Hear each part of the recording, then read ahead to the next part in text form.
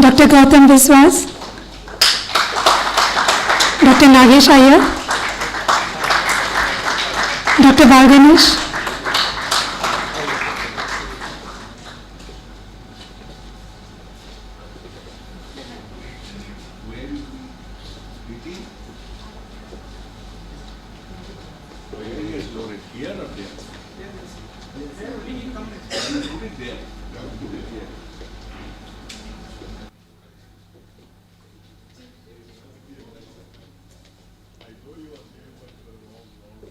So may I invite Dr. Yadav, please, to the dais.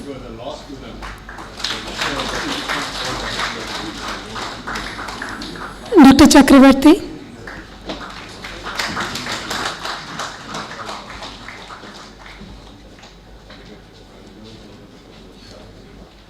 We'll start.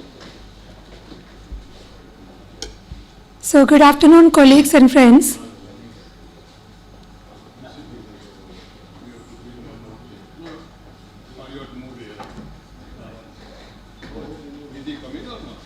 Yeah.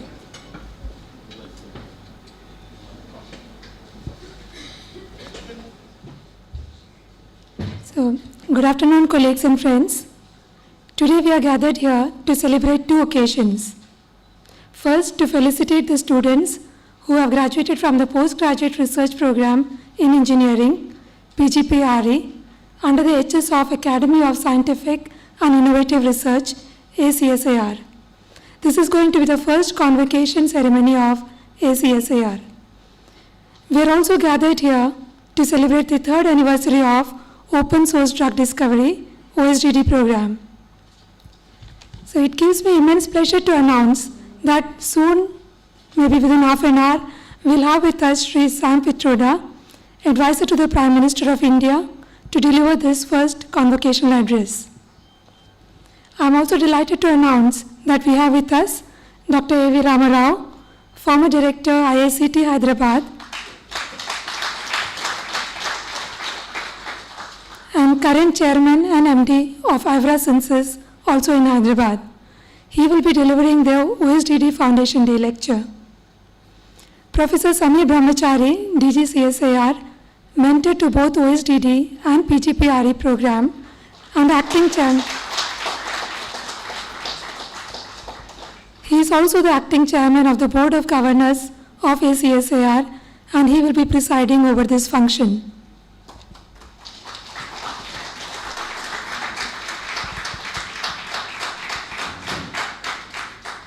Also on the dais, we have with us Dr. J.S. Yadav, Director IICT,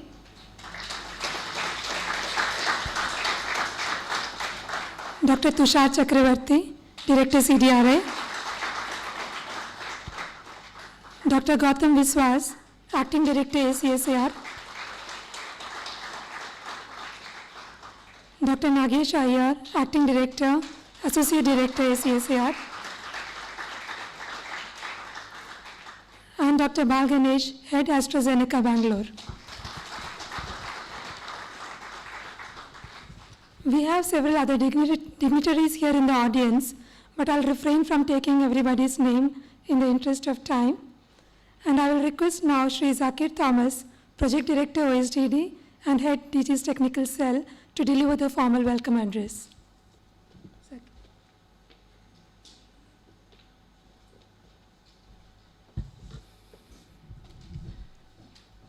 The Acting Chairman of the Academy of Scientific and Innovative Research, Dr. Ramarao, distinguished gentlemen on the dais, members of the media, CSIR family, the entire OSDD community, and all of you who are out there who are watching this program on the internet, on the web, podcast, or on your mobile. Let me wish you all a welcome to this first convocation of the Postgraduate Research Program in Engineering, and also the third Foundation Day of Open Source Drug Discovery Program. 3 years ago, the then Minister of Science and Technology had flagged off a challenging initiative the open source drug discovery program, a program dedicated to the poor man's disease. Many doubted if this program will ever take off. Today, OSDD is an internationally recognized initiative from India. OSDD reflects the commitment of the scientific community in general, CSIR, a large number of scientists and researchers and young students who collaborate on the OSDD platform to work on the diseases which are generally termed as neglected diseases. To the young students graduating today, OSDD is an example of leadership, and as a leading daily put it in its editorial, a new way of doing science. For the graduating students, it is a proud day. It is therefore most apt that for this function, we have a galaxy of eminent speakers here today who are leaders in their own field, who fought with adversities and made their mark. The stories of their personal achievements are inspiring. Let me welcome each one of the distinguished speakers and audience to this gathering. I would also like to say a few words about our distinguished speakers on the dais. Many of you might know Elizabeth Blackburn, Jack Stockstand, Carol Grader received the Nobel Prize in Medicine in 2009 for the discovery of how chromosomes are protected by telomeres and the enzyme telomerase. But very few would know that one young scientist by name Dr. Samir K. Brahmachari had proposed the structure and flexibility of telomeric repeats. At the same time, 3 other Nobel laureates from UK and USA had also proposed. However, subsequently, the crystal structure studied supported SKB's proposal, which turned out to be correct. This was before the internet age, before you had access to the information in general. So, like that young man, the young men who are graduating today, and lots of young scientists who SKB keeps his faith on, should have the courage to stand shoulder to shoulder with giants, even when you may be a Lilliputian. To deliver the convocation address on this Engineers Day of the PGRP program, we have an engineer who has touched the lives of many. Many of you may be too young to remember an era when STD booths in every nook and corner of the country threw open the door of communication for the first time, obviating the long queues outside the Post and Telegraph office. Then, just in 40s, it was Sam Pitroda who was behind creating India's own supercomputer to overcome the constraints of technology denials. The rest, as they say, is history. And decades after his spectacular success on the communications front, here he is now as an advisor to the Prime Minister on public information infrastructure. He is the one who proposed the National Knowledge Network. Most of you have used its facility in your training program as such. And now working untiringly on fashioning a roadmap for the decade of innovation in India as an advisor to the Prime Minister on public information infrastructure. Dr. Pitroda has a very busy day. He has agreed to come specially to deliver the convocation address to meet all of you. He will be here at 3:45, but he has a meeting with the Prime Minister at 4 o'clock and he may have to leave early. Dr. A.V. Ramarao, founder and managing director of Avra Laboratories in Hyderabad, which he founded after retiring as a director of the CSIR IICT, is a scientist par excellence. His contributions have been recognized in the nation, but there is a story I would like to tell you. You might know a time when AIDS vaccine was priced very high. A student in Yale by name Amy Kopczynski took up the case against these high prices, fought with public opinion, made Yale to bend. It shows the power of students, but it required a scientist actually to come in and make the difference. And Dr. Ramarao made the difference. CSIR made the difference. And the companies which CSIR supported has made the difference. I will not, the other distinguished audience here and the speakers, I will not dwell in detail on their achievements, which is well known. As OSDD enters the third year, it is poised to embark on a more rewarding journey. The leadership of the chief mentor, the directors, and the PIs from institutions across the country, and OSDD community spread across the world, we hope will take it to the greater heights. Postgraduate Research Program in Engineering is a pioneering initiative of CSIR.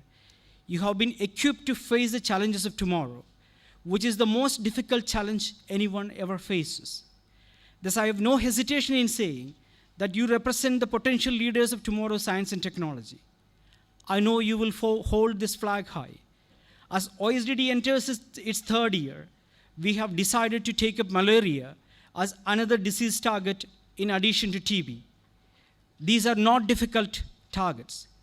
These are indeed difficult targets. These are indeed difficult challenges. These challenges need to be overcome. We have the will, the tenacity, and the desire to overcome, and we shall prevail. That is our commitment to make healthcare affordable to the developing world. I wish all the graduating students the very best and warmly welcome all of you again. Thank you.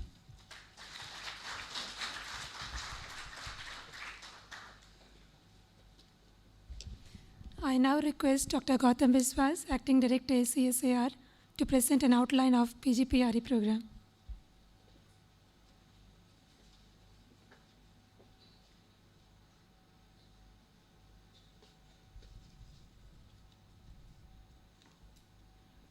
The Chairman of the Board of Governors of AcSIR, Professor Samir Brahmachari, distinguished members of board, respected Professor A.V. Ramarao and Dr. Bal Ganesh, honorable members of the Senate, faculty and staff, esteemed guests and invitees, and my dear young graduates.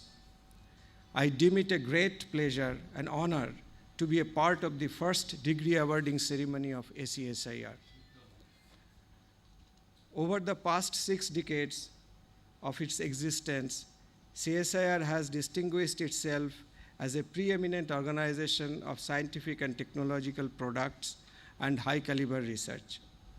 It is not mere coincidence that this organization of excellence has been rated as one of the best scientific organizations in the country.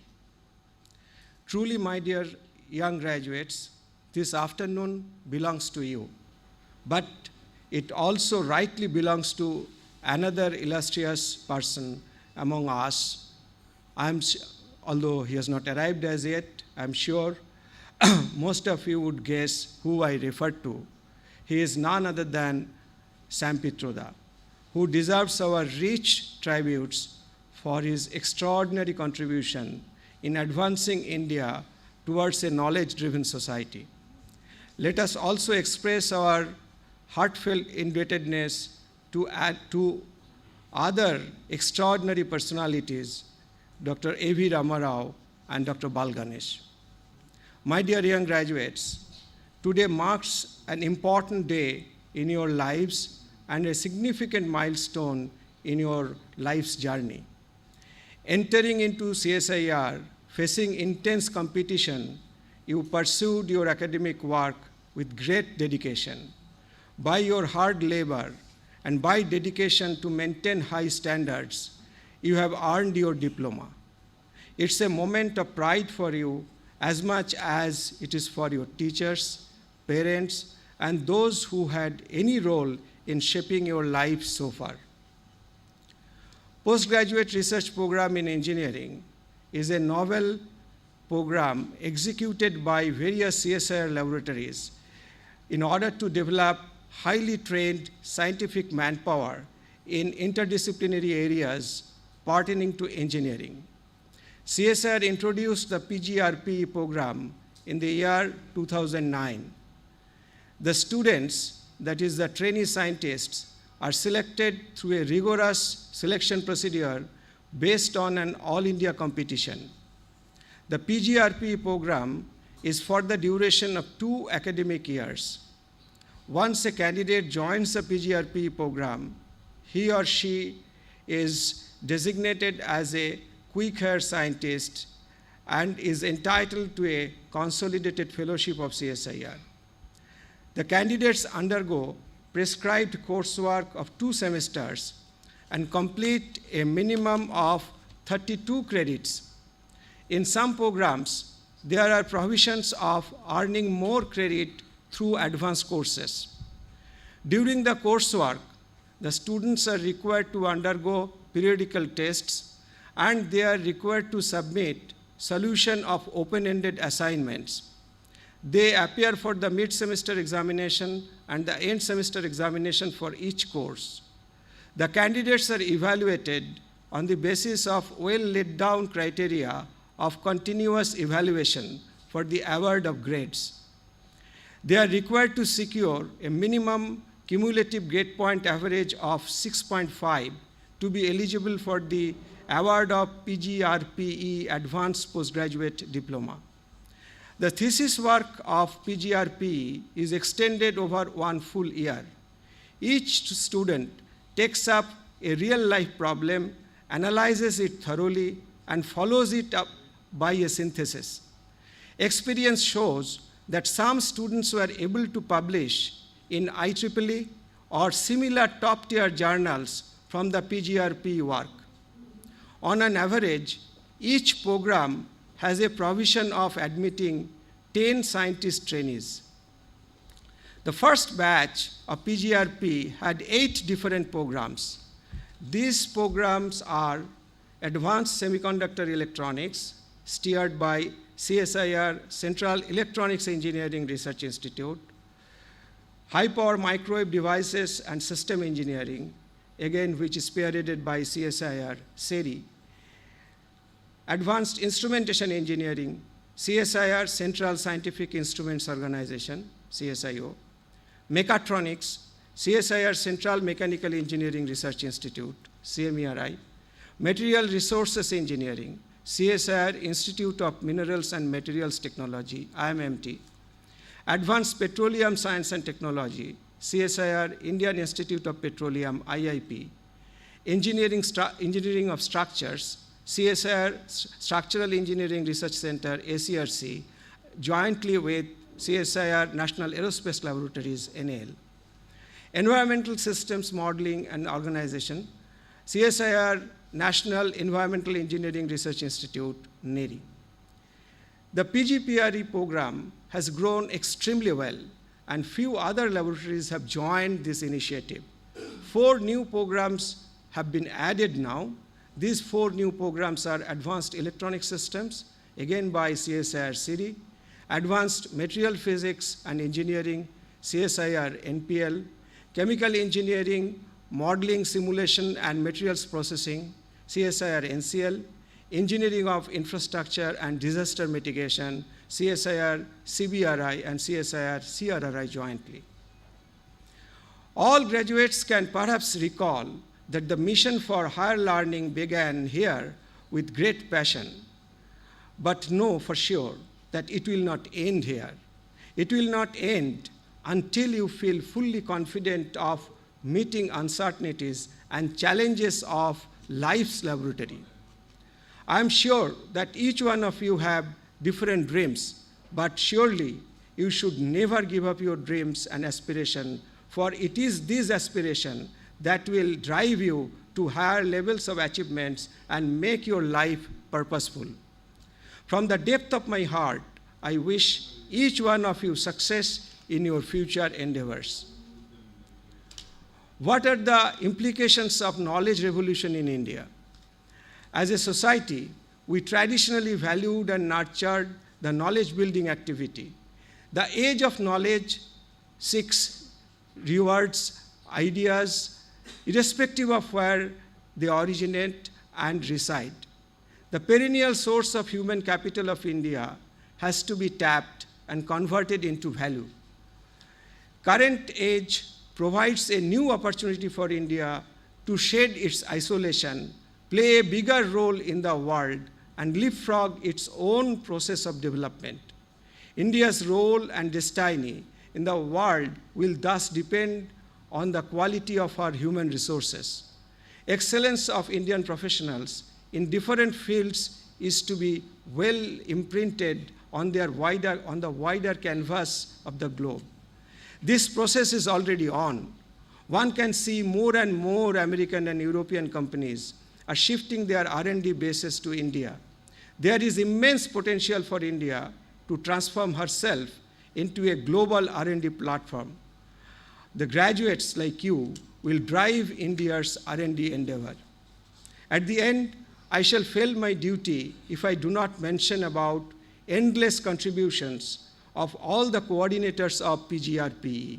Each one gave his best in order to make the program scientifically involved and rewarding. Very special support came from Dr. H.K. Sardana, Dr. S.N. Som, Dr. Raj Singh, Dr. Rammohan Rao, Dr. S.K. Misra, Dr. R.A. Sohani, and Dr. Sudeep Ganguly. Again, let me wish each one of the fresh postgraduate diploma holders an extraordinary challenging career ahead. Thank you.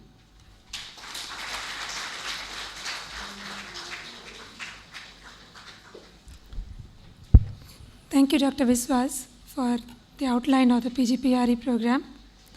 I now request Professor Brahmachari to deliver the presidential address entitled Affordable Healthcare, Carrying the Baton from the Chemists to Engineers.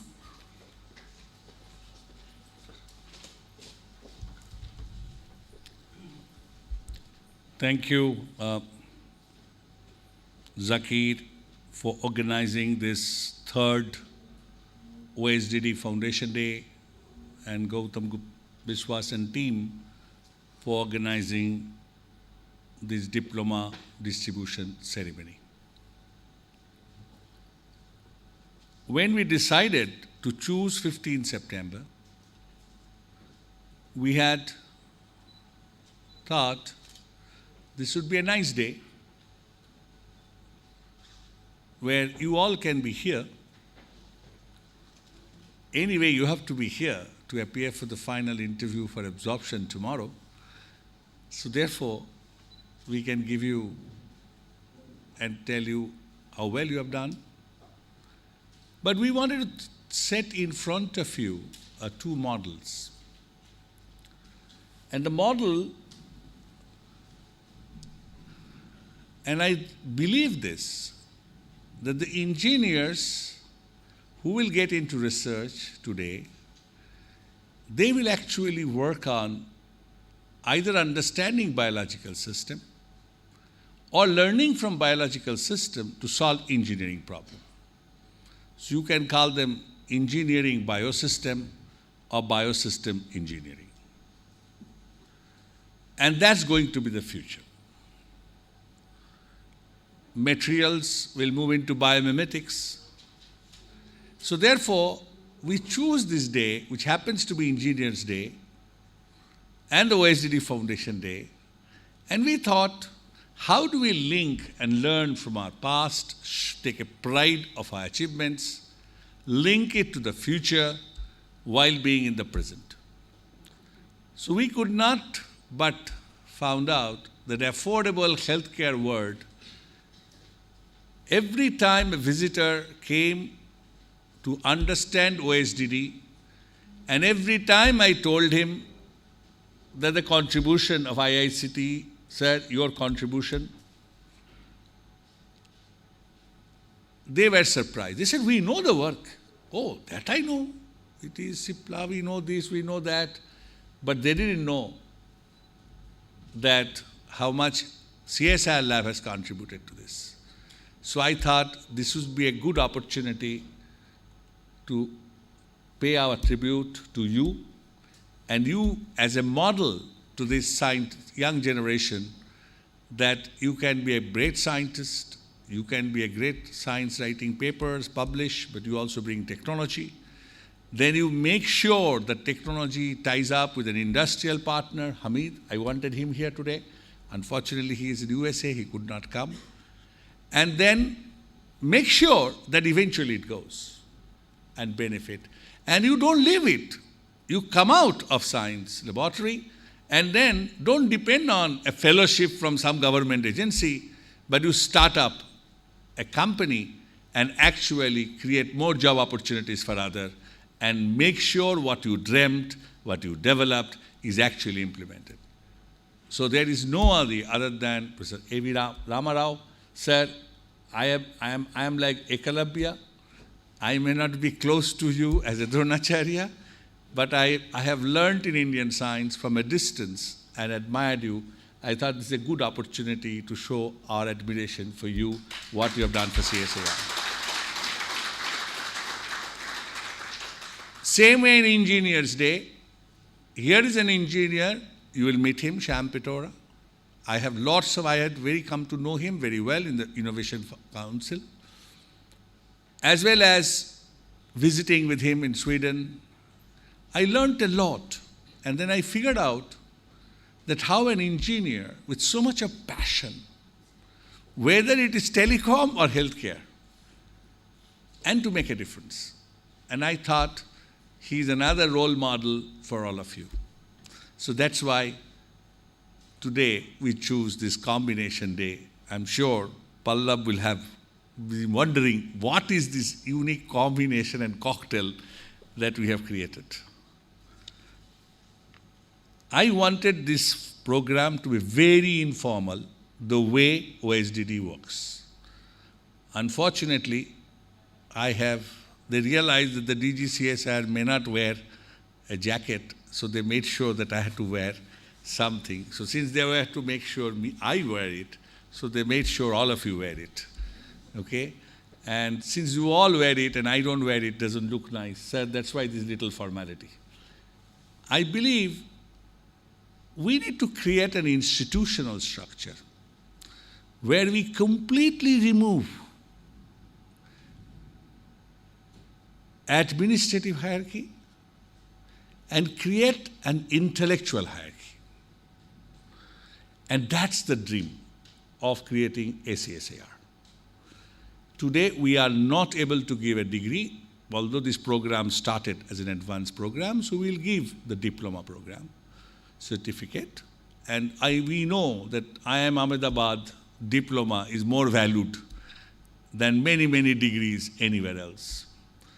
This is incidental.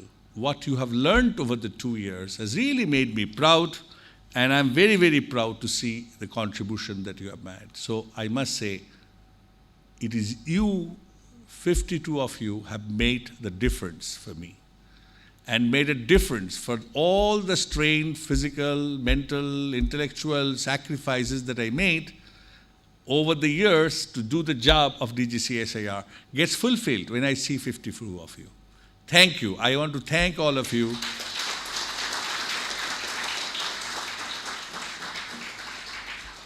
You know, I'm a biophysicist. My wife often says, any biophysicist, if you give any data, they can interpret it. I'm sure Amitabh will agree. Any spectra, if it goes up, he can interpret. If it goes down, he can interpret. That's the joke about biophysicists. Biophysicists, given a data, they can always interpret. But this was an experiment. I always believed that if young people are brought to the system and allowed to experiment with real life experiment, then they will love to stay in the country and stay on and not vanish. I can have no hesitation to say, when we wrote this program out, we expected 40% minimum attrition. 40% of the people after finishing their program will not do PhD but go away. I am amazed to get the data from Gautam that I understand it is 100% of them wants to stay on and to do PhD. I can tell you, even Ratan Tata, Infosys cannot take this pride that I have today. It is unbelievable that in spite of our weaknesses, it's only our engineering laboratories are batting. You know, some of our chemistry and biology laboratories batting has started only now. And when they bat, the best we can retain. My theory is CSIR Academy is not there to do the same thing that everybody does. We should be able to attract the best young mind who is committed, interested. We can create great scholars, but very difficult to create great human being. If you are not a good human being, it just doesn't matter how great scholar you are. So Academy's primary objective is to create altruistic leaders. Leaders who will sacrifice their own gain to promote others. And I must tell that some of my leadership today are not able to do that. I hope they learn from this young generation, and young people today are more sensitive to do socially relevant science, and that's what I get the input from you, and I'm very, very pleased to go through your projects and things like that. So therefore, I want to tell the baton that was of healthcare, which was taken by the chemist and brought all the way here, has a historical reason, and today biology has become too complex to be left in the hand of biologists, not even chemists. It needs intervention of engineers, because we need the best mathematical mind to intervene. We have to understand system biology. We have to understand control theory. We understand several more network analysis and various things. What Zakir wanted, that I should speak a little bit about OSDD, and he has given me a very good assignment that I have to just finish my talk as Dr. Shampitora comes in. So you will see my talk may abruptly stop. So I have taken, he has deep confidence in me that I am like those classical musicians who can take up and down the ragas and throw it and bring it back and do it. So he has this great belief in me. I hope it works. So if you look at CSIR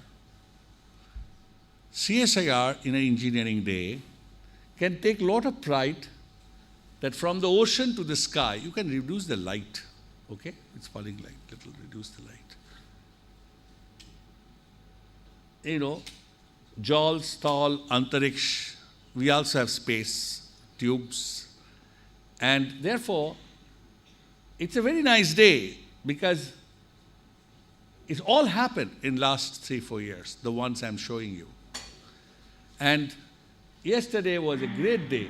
This is the NM5, India's first indigenously developed civilian aircraft by a private entity that could take to the skies in the middle of 2012. The 5-seater aircraft is jointly developed by Mahindra Aerospace and National Aerospace Limited. NM5 is a multi-role and multi-mission aircraft capable of taking off. On the 1st of December, the aircraft was tested for basic handling, and the aircraft's stability has now been tested in subsequent flights. The aircraft meets global standards and operated at... So, congratulations to NAL CSIR. And we have Dr. Sham Shetty. Can you get up? Sham Shetty, who is now the new in charge of the lab. What does it tell? A dream, if you have.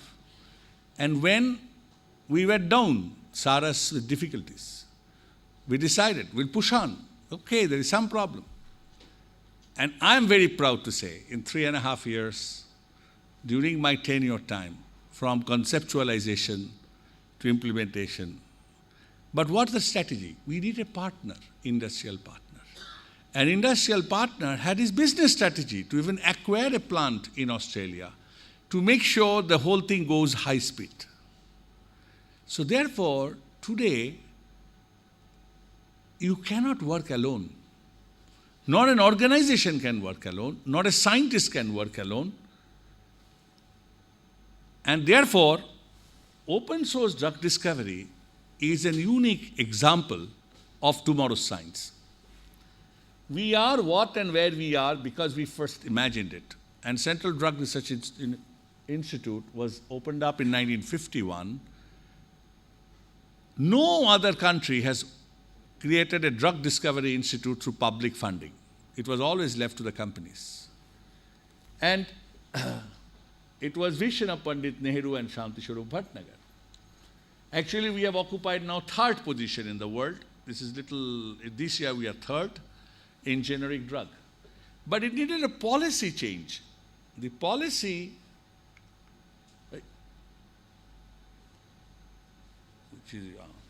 the policy of 70s from product patent to process patent, with the National Chemical Laboratory, Indian Institute of Chemical Technology and CDRI being there, actually we gave this country a lead. And that reduced the cost. We didn't make money, but we saved money of millions. And the life expectancy from 32 to 64, and 3 of the CSIR laboratories played. So I just wanted to tell you, you are going to be inducted into as a permanent members of the family tomorrow. Okay? Those who are cleared, selected. And therefore, we are very hopeful that you understand the fundamental contribution this organization has done.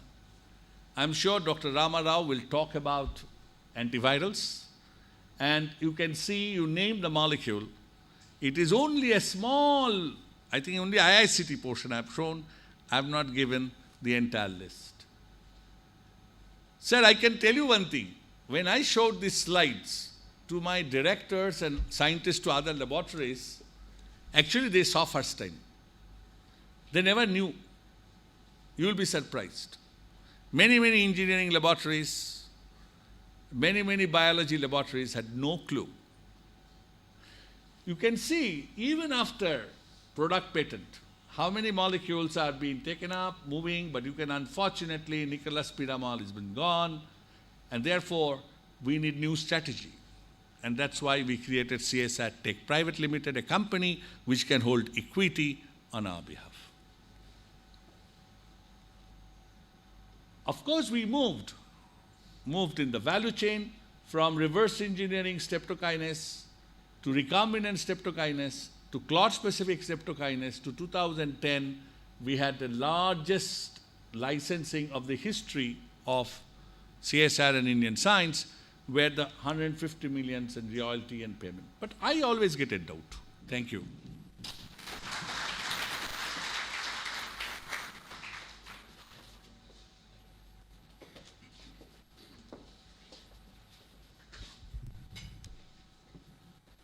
Dr. Brahmachari, dignitaries on the dais, dear graduating students, faculty, scientists, ladies and gentlemen, good afternoon. My apology for being late. I feel like a robot at times. Some days are really good and some days are really bad. Today happens to be a bad day in terms of scheduling. We are overextended. I wish I could have had a little more time with you.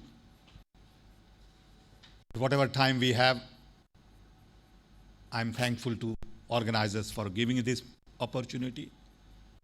And I want to share with you some of my own experiences and ideas on innovations.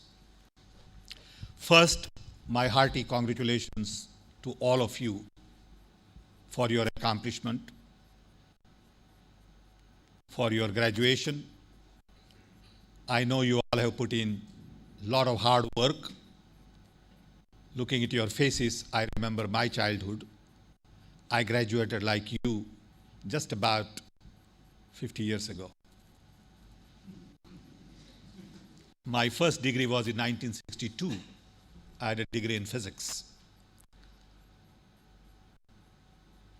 And the journey in the last 50 years has been very interesting, very exciting, and fairly random.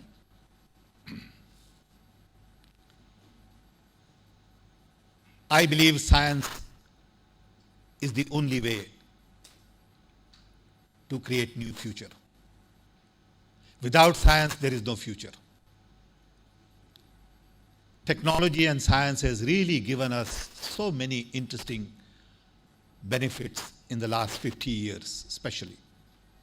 Longevity has increased, infant mortality has decreased, travel has become more comfortable, communication is instant, and the hope we see going forward is absolutely phenomenal.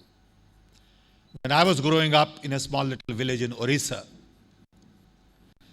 average lifespan then was about 48 or 50. So growing up, all of us assumed that you're going to die by the. So 20, 25, working by 10 years with your children, talking about all the past glories. Lifespan has changed. 70, 80. Take my own example. I'm 70 years old. I had 2 quadruple bypasses. I have 4 children, and I had cancer. Without technology, I would be standing. So I am very proud of the scientists like you all, because you really create the future for all of us. Your little invention somewhere, someplace, helps all of us in a very different way. We don't even know that. Drug you discover, little instrument you find, little theory you develop. Don't underestimate the contribution you are making in science. It has far-reaching implications you may not even recognize. We all have benefited. But when you grow up, your lifespan is going to be 120. Guaranteed. So be ready for a long journey. We were not told of all of these things in the past. We sort of, somehow got through because our parents didn't have the kind of education and expertise. In those days, everyone was poor. We were just coming out of independence, So we didn't have the confidence we have today. We were still under colonial mindset. And it takes 50 years to get rid of some of these baggages. You are the product of independence India. You are the product of future India. And you think very differently than we thought. India relies on our young generation to rebuild or build new India. We did our piece. Some of us messed it up. Some of us solved some problems, but we have a long way to go. Today, with 1.2 billion people, we still have 400 million below poverty line, 300 million illiterates, shortages of everything, power, education, health services, you name it. And the only answer is technology, science, innovations. We got to find new ways of solving problems. When we got our independence, we hardly had any institutional infrastructure to address large problems that we were faced with. We had very little industry. So our founding fathers, rightfully so, invested a lot of time and energy on building education institutions, R&D institutions like CSIR, agricultural research, medical research, atomic energy, space, and you name it. Took us 50 years to really build these institutions, and now we are beginning to see the benefit from it. When IITs were built, nobody had any idea that the students of IITs will go abroad and settle in Silicon Valley and control global software industry. We build IITs to build our bridges. So things have changed substantially. Today we have very large base of talent. Samir, come before we confuse the issue. Just sit somewhere. Yeah. Just get a chair somewhere, empty chair, and be done with it.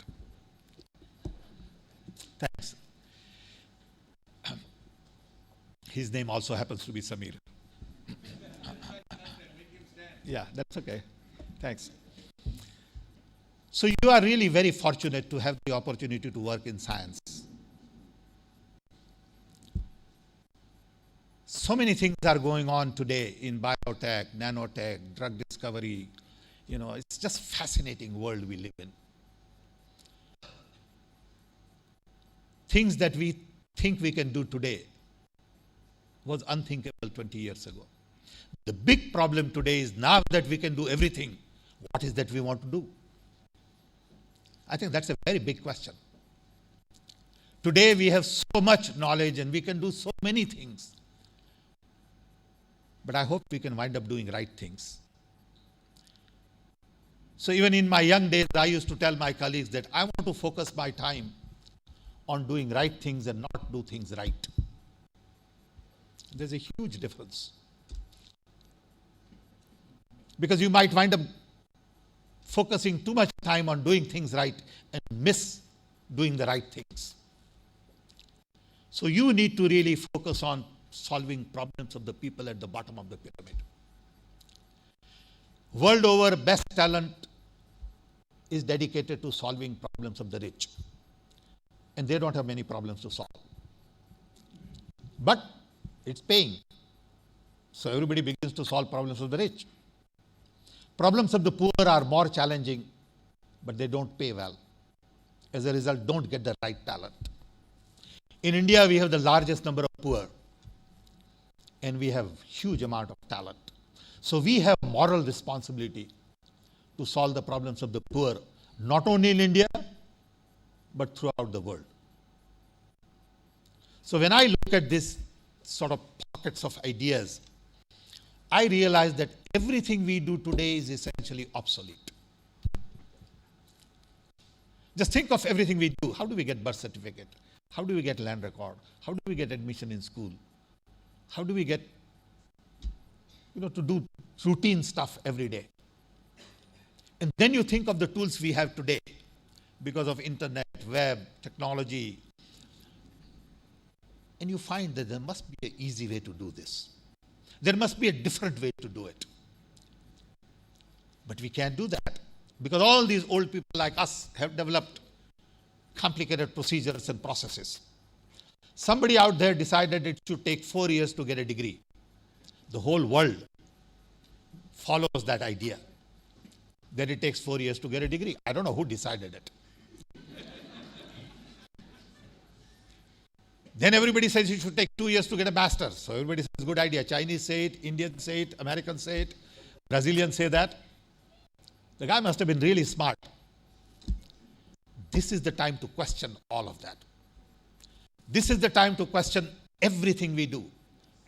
Why does it take 4 years to get a degree? What does degree mean? What do you do with it? How do you do things? And it requires new mindset. Only you can question.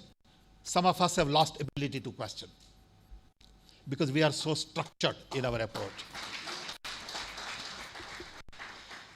And my message to my young friends is just question everything. And to question that, you have to start at home. You have to question your parents. You have to question your teacher. You have to question your boss. It's not very easy in Indian system. Because in Indian system, which is very hierarchical and very feudal, we assume that seniors have all the answers. We assume that they know it all.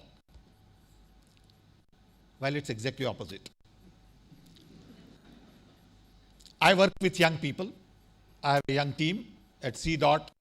In 80s, I built a team of 400 young, talented people. Bright, full of enthusiasm, energy, commitment, work 20 hours a day. And there is no way you can substitute energy from young. There is no substitute. So how do we harness this? Many times, I'm sort of an oddball. I just got a haircut. Normally my hair is about this long. And my mother used to say, why do you keep long hair? And I said, I don't know. This is leftover of Vietnam War. Because I was drafted. I was in US and I was drafted to go to war. And I said, I'm not going to go to war, take a gun. I have a master's in physics. I'm studying for PhD. So I went to my boss and we were all sort of, keeping hair this long as a rebel.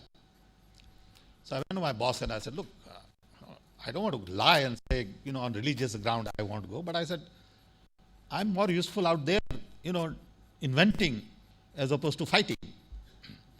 So it is a leftover. But I was going to go to Japan, meet with all the prime ministers, so I thought I'd get a little haircut.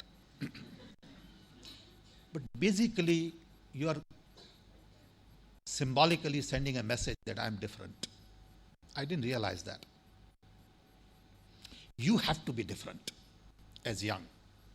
Don't fall into a trap that your parents or your teachers or your bosses design for you. Think out of the box. Think something that is not thinkable. If people say you're on wrong track, believe me, you're on track.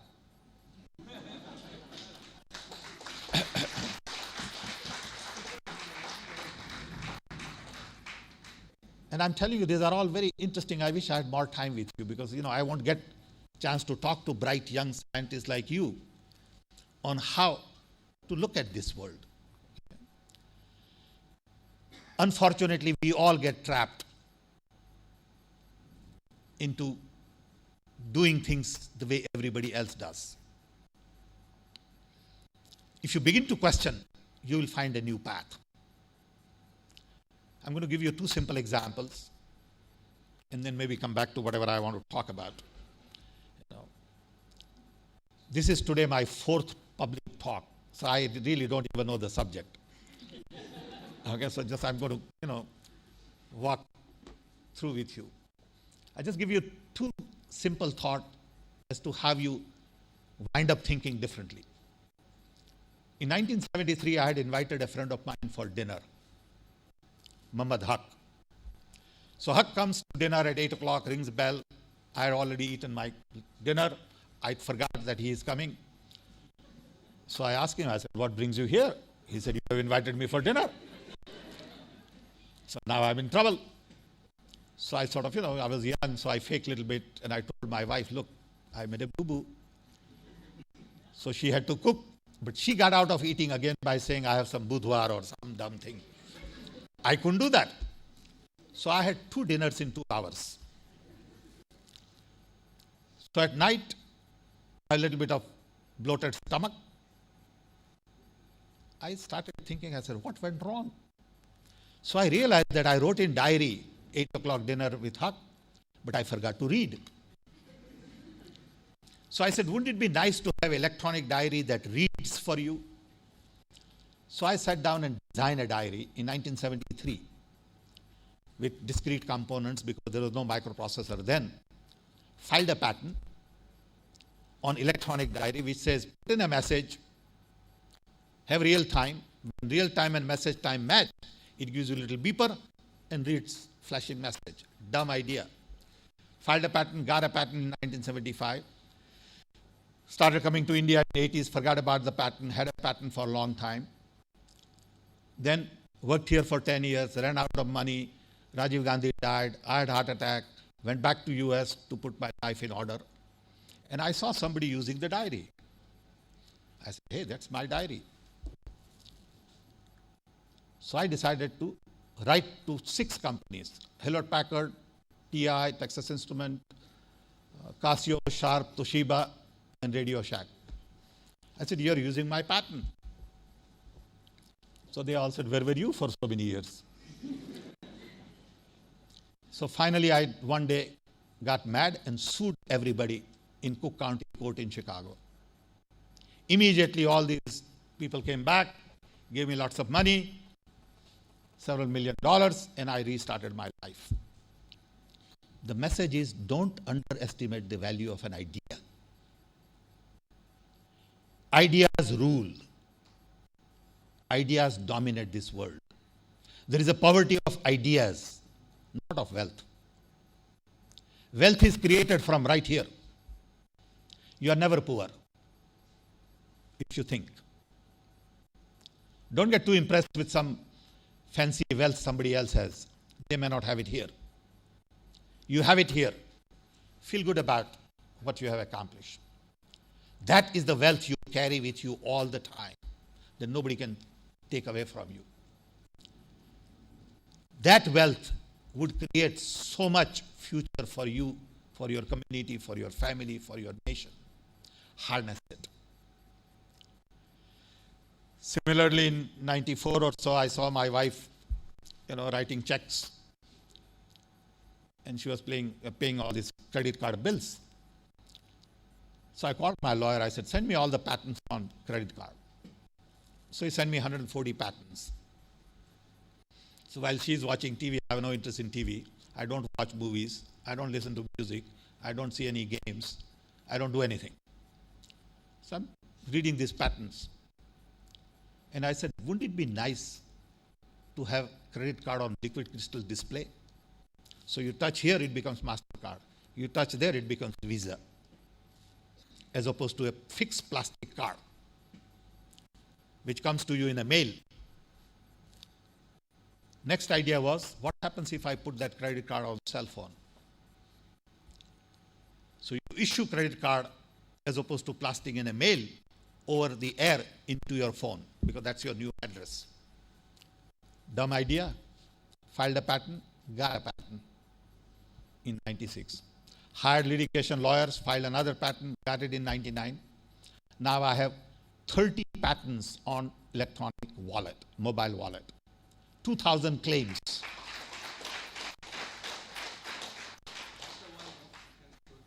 $2,000 claims. A claim is an idea that you are claiming. So when you have a thought, remember that thought may be original. You can claim that thought. Again, I want to emphasize the power of ideas. Unfortunately, these things are not taught. Schools don't teach you this. People don't even know how to file a patent. People don't know what you do with a patent. Very few people have really read a patent. I'm delighted that CSIR files a lot of patents. I'm delighted that you have this patent culture now in India. But you all will have to really, really harness. This is India's future. It's your thought, your talent, your mind. I tell my friends in US, when they say, look, how come you Indians are very smart? I said, it's numbers. When you're a billion people, you're bound to have 10 million smartphones. Nothing you can do. So we have huge advantage in numbers. Capitalize on it. We are now putting together a lot of ideas on fostering innovation at National Innovation Council, where Dr. Samir Brahmachari is one of our active members. He has been helping us a great deal. We are partnering with CSIR to work on innovations at clusters. You have lots of innovations which needs to be taken to marketplace. You have a lot of talented people who need to be connected to industry. President of India has already declared Decade of Innovation 2010-2020, but it is a process that we are starting now. We are looking at innovation fund, sectorial councils, state level councils, and we want to stir it up. In a country of 1.2 billion people, you need 100,000 people talking about innovations. Innovation Council is just one little dot. We are the cheerleaders. That's all we can do. We can't think the way you think in your field. We are not equipped. We are not capable. We are too old, perhaps. You have to take this idea of innovation and carry it forward. Innovation is going to be key to solving India's problem. We need low-cost solutions. We need affordable solutions. We need scalability. We need sustainability. In telecom, I started my work in telecom in 1965. Per line cost of telecom remained $1,100 for 30 years. And as a result, poor countries couldn't afford telecom. Then comes mobile telephony. 1,100 goes to 500. 500 goes to 125 goes to below 100, and boom, all of a sudden 800 million telephones. It happened only because affordability was the key. If it is not affordable, it won't scale. Most of the Western countries don't need to worry about affordability. Because if there is a gadget, lots of people will buy it. There is a lot of excess income to spend. Our people don't have it. So you have to focus on everything from two angles. Scalability, affordability. Then only your inventions will affect poor. Otherwise, it will remain for the people at the top of the pyramid. I know I've sort of exceeded my time, but I get carried away once in a while when I see a lot of bright young people. Thank you for giving me this opportunity. I wish you lots of luck, and I hope we get to interact in the future. Thank you.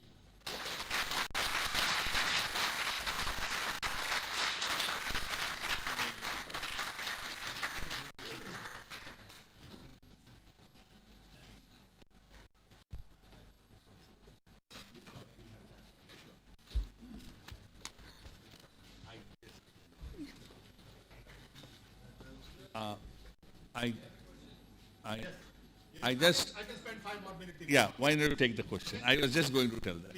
Okay. Patent lawyer does that. You have to spend money. So first, let's take 2 minutes, okay? When you have an idea, it has to be a practical idea. You can't say that I have an idea, I want to go in the middle of the sun. I want to fly from here. That's an idea, not patentable. You see what I'm saying? So the idea has to be adding value to something. So you have state of the art today. And your idea has to change that state of the art. How you do things today, how will you do things in the future? Using existing technologies, using existing tools. When you have that idea, you develop a little better, draw block diagram, figures, explain. And then you do a patent search based on some keywords. Patent search will tell you existing state of the art. And then you find that what you have is not covered. Hire a patent lawyer. He will describe the existing art, your idea, and then he will say, in this idea, this is the intellectual property. And these are the variations of this intellectual property. He will write a patent, file in the patent office. They will then examine, and if it is new, you will get a patent on it. Then if somebody copies it, you will be able to sue them. Then if it is really a new idea and it could withstand all the scrutiny, they will settle and you will become rich. Okay?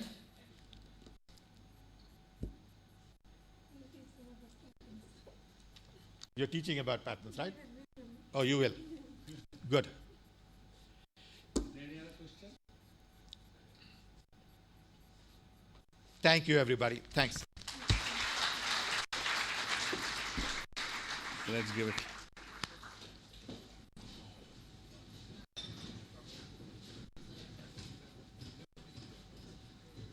Sure. As Sham said that break convention, think differently.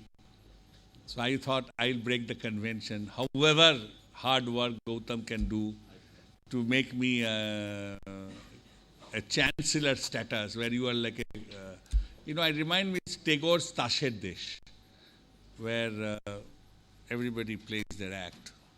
CSR Academy is not Tagore's Tashed Desh.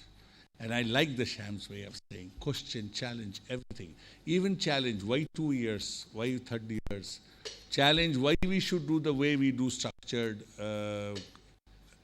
distribution of degrees and things. Why can't it be different? So I will plead to my leadership.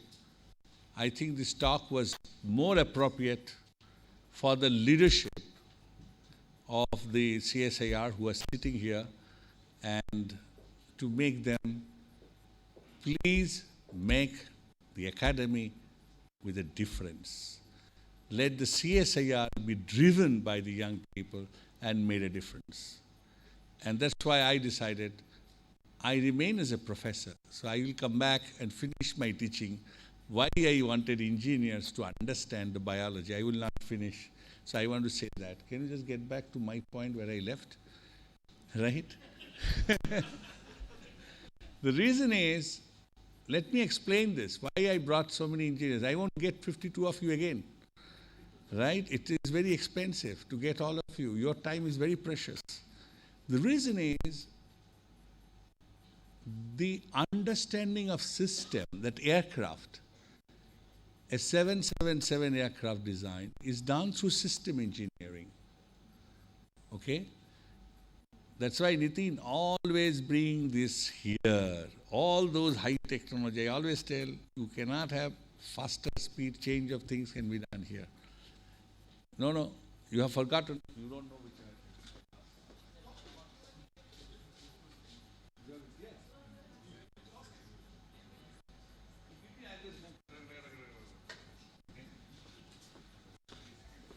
So the reason is,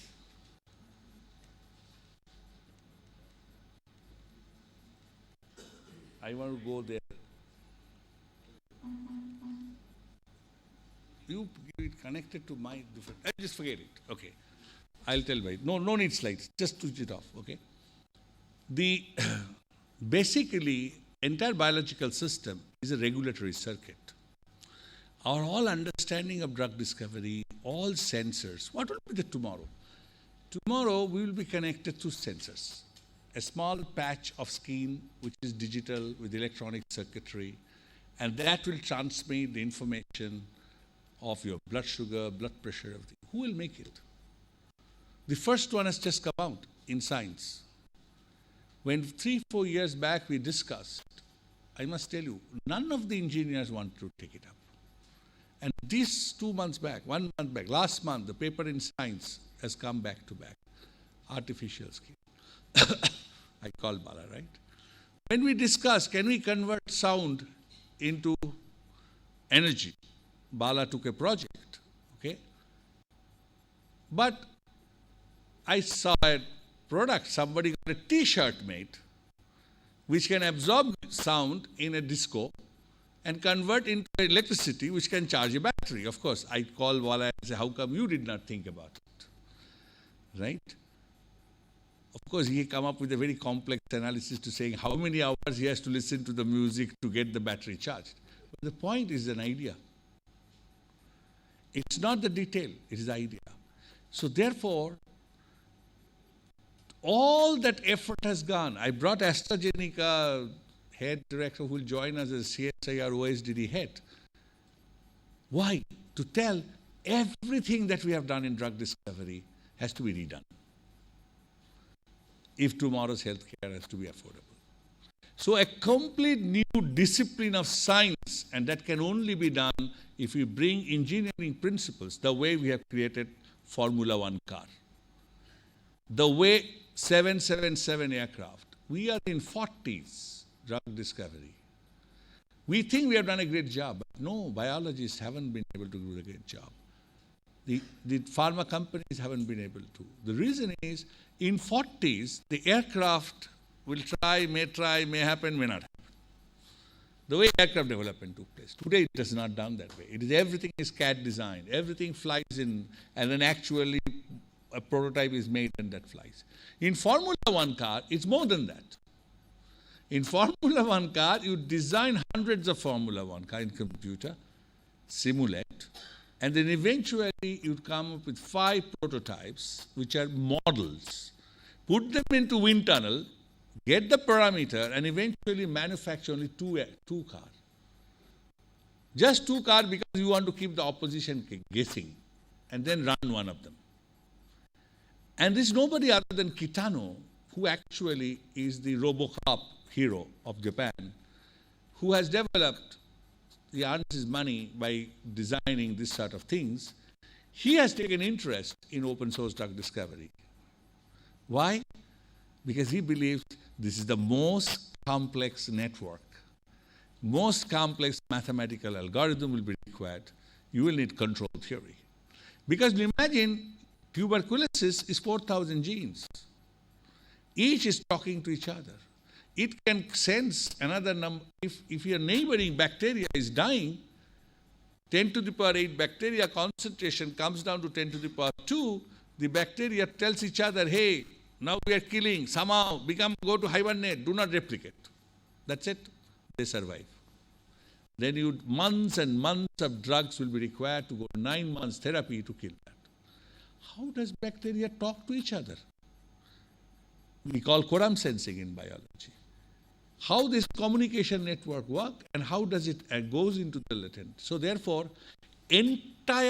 just imagine an electrical system, when power has failed, it switches off on immediately to backup, a UPS. And UPS is backed up by a generator. How? It's exactly the same way bacteria works. Now, how can we chemists and biologists solve this problem if we have not understood electrical control theory? How does the circuitry works? How can I tap and make sure the circuitry cannot switch? So the target has to be, how do we prevent bacteria going from active state to latent state? And to do that, I have to understand completely electrical circuitry, feedback loop, electronic, the process that goes, use those engineering principles into drug discovery. Same way, sensors, the data generated on sensors, they'll be all, you get a headache. Why you get a headache? You get a pain. What is it? It's a sensor. A sensor system is telling you that blood circulation is highly demanded, and thereby a pressure is building up. And therefore you take rest, now you have pain, you cannot, and inflammation is taking place. So you are obligated, so it's a sensor. Pain is a sensor, headache is a sensor, right? Your irritation, itching is a sensor. Everything is a biological sensor. How do we convert them into an electronic sensor that actually communicate? Unfortunately, when I have a headache or I have a stomach ache, many of this, when we were all young as a school children, I'm sure you didn't want to go to a school. That day morning you said you have a stomach ache, right? Because you didn't want to go to school. And that's the easiest way to say, I have a stomach ache. Now who can detect? Nobody can detect, right? So can we communicate? Can your body communicate electronically to a digital phone? And who will do that? That will happen. The discovery will take place. An old man will hold a stick and moving around in the house. He will be continuously monitored and his data will go up so that you can always from your office download your father's health situation. That will happen. You will buy a digital watch and hand it over to your parents, which will continuously transmit the information. Has he taken medicine? Has he taken food? Everything will be transmitted to the online, onto the remote, right? I have a sensor. It tells me how much I walked, how many calories I burned, but it still cannot calculate how much I've eaten, no? You understand? That has not. It cannot figure it out. So imagine, I have a implant in my tooth,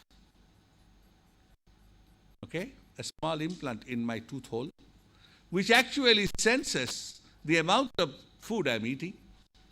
And that sends the sensor back and say, hey, walk more.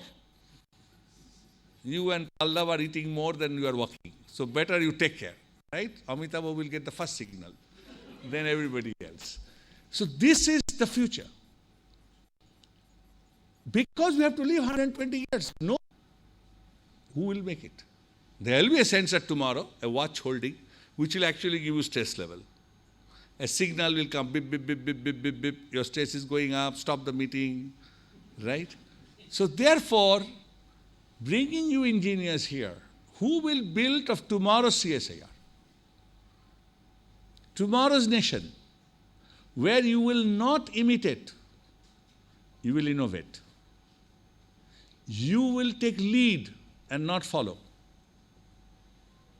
And that's why you have been brought today, 52 of you. And you have been brought to bring people like who has made this country both ways. One side, technology, high technology enabled communication system that we have today, Sham Pitora, and the affordable healthcare for which entire world is envious, Dr. Ramarao. So therefore, I just want to say, you are lucky, and we now depend on you, and please break all rules for the objective. Do the right thing, not do the things that is right. I had a talk with Rajesh. He came to my room and said, a new idea, nobody is liking it. I could not convince. I said, that's why it is new idea. If everybody agrees, Shashikhan is to tell me if more than 4 people have agreed on your idea, it is an old idea. Don't work on it. So that should be your objective. So I once again thank, and I ask Bal Ganesh to say a little bit about the drug discovery process, that where a big pharma company is looking at us how to do, and then I request Dr. Ramarao. So I just thought I'll bring the link. It doesn't matter.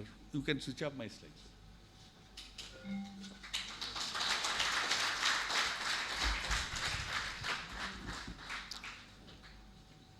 At the outset, thanks, Shamir, for inviting me to come and talk here. And congratulations to all the students who are now going out into the world of innovation. I remember my boss used to tell me one thing. We always used to talk about efficiency, do things better, how can you do it faster, how can you do it less expensive, so on and so forth. And he said, if you can always do things more efficient, but what's the point in doing it more efficient if you're not on the right path? You're not going to get to your goal. So that right thing, doing the right thing is, I think, critical in all our thinking. So what I'm going to do in the next 10 minutes, and I promise Zakir I'll do it in 10 minutes, hopefully, is I want to try and induce young engineers here to try and think about drug discovery. I want to try, and that's a challenge to me, challenge for me to try and pose to you a problem which I hope you will understand to the extent that you'll come and ask me, can you please say it again? I'm trying to emphasize that drug discovery is a multidisciplinary paradigm. And that's key for drug discovery to succeed. And our problem has been the famous boundaries between disciplines, which actually prevent us from thinking across disciplines. I know myself, I suffered through this. I did my master's in Jipmer Pondicherry, which is a medical college, and then went to Calcutta to do my PhD, and they would not let me register under the clinical faculty. So they kept me waiting for 4 years, and finally let me register under biochemistry. So that's how strict we are in terms of our thinking. You can't think outside a discipline. And we need to change that, and I'm hoping that the CSIR Academy would be the platform by which you can think across disciplines. How do I get this forward without messing it up? Okay. This is what Voltaire said, and I love this. He said this, he said, doctors pour drugs of which they know little to cure diseases of which they know less into human beings of which they know nothing. Do you think it's still true? Yes. I hope you don't have many MDs sitting in this audience. But I think it's largely true. And we need to change this. And how do you think we can change it? We can only change it if we start asking questions in a broader sense and not in the narrow sense of what we've been dealing with over the years. And I'll try and give you an example of a problem which I believe is a classic example of something which you guys can think about. Before that, I want to induce you all to think about OSDD. We think it's a platform which should be able to attract people like you. We think it's a platform which goes to help affordable health care. But I also think it's a platform where many of us sitting there think in the old way. Now, old, I don't necessarily mean old by age. I only mean old in a classical way. But then the Gen Y, right? That's what people refer to you, need to think in a different way. And you think naturally in a different way. That's what I want to try and do. But before that, tell you a little bit of tuberculosis. Today you have 16 million cases. 1% are refractory to the current therapy. 1% is a small number, but 1% of 16 million is a huge number. We've got 3 million deaths per year. We've got 8 million new cases. There's been no new drug in the last 40 years, and HIV has a huge impact on our TB control. And that's the platform in which we are working to find new drugs for this treatment. What is the problem with this drug? What is the problem with this disease? Here's my challenge to try and explain this to you all in less than 30 seconds. The infection occurs through the respiratory route. We breathe it in. The microbe goes and sits in the lung. The microbe is the pathogen, the one which causes the disease. In this case, it's Mycobacterium tuberculosis. And it multiplies there. WHO estimates that 1/3 of the world population has been exposed to that microbe. What's 1/3 of the world population? 2 billion human beings. So there are 2 billion human beings walking around on Earth who have that pathogen sitting in the lung. However, only a small fraction of us come down with the disease, and 85% of us who get the disease get it in the lung. How do we know this? In that inset out there is a cartoon representation of 105 individuals who died through automobile accidents, and an autopsy was done on them. And in all of them, you could see that microbe sitting in the lung, but there was no clinical symptoms. So here you have a microbe which when exposed, it goes and sits in your system, but may cause disease when it feels like. How do you deal with such a microbe is the question. So the way we've come across, how do we treat today, right? And the treatment is what's called as combination therapy. And I always ask people, many of you I'm sure have got flu at sometimes, sore throat, and you've been prescribed, you youngsters especially, prescribed antibiotic to take for twice a day, 7 days. Bet you, most of you stopped after 3 days. Tell me no. Because you feel better, you stop it, right? Now imagine we need to take drugs for 4 drugs for 2 months and 2 drugs for 4 months. Just imagine how much compliant we will be. We will just not be compliant. We will not take it. And the problem is, if you don't follow this regimen, you cannot get rid of the microbe. The microbe stays in your system. And the problem is also, the microbe stays in your system, and we don't know till it causes the disease again. That's our challenge. So the black box is we don't even know when the microbe is gone and when the microbe is still there. So we go on treating the patient for 6 months, till we say, if the patient cannot take these drugs more than 6 months because he won't live otherwise, might as well stop at that point. That's what the problem is with this disease. Now what I'm going to try and do is, when this combination treatment was prescribed or put together for TB, the reason they thought it was being put together was they felt it reduces drug resistance. But today we don't think that way. We think that we do this combination therapy because the disease, the microbe sitting in the patient, is sitting in different environments. And in different environments, different drugs work. That's the hypothesis, and I'm going to try and show you that's true, but we don't know why it's true. Okay? So our hypothesis is combination therapy is because of the environment influence on the microbe. Now I want to point out this is slightly technical, but if you guys can just, the light can come down. The left-hand side is an X-ray which clearly shows the TB lesion in yellow, circled in yellow. And on the right-hand side, you've got, under the microscope, you're looking at the cells in the lung in which this disease is there. And what I want to point out to you is you see red dots here.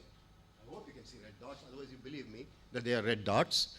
And in this red dots, what you see is that some of the red dots are sitting outside the cell, and some of the red dots are sitting inside the cell. So the microbe in the lung of the infected human individual, some of them sit outside the cell, and some of them sit inside the cell, all in the lung tissue. Now let us ask the question, if we take two of the standard drugs that we use, how does it work on these two different populations of bacteria? They're different because they're sitting in two different environments, one inside the cell, one outside the cell.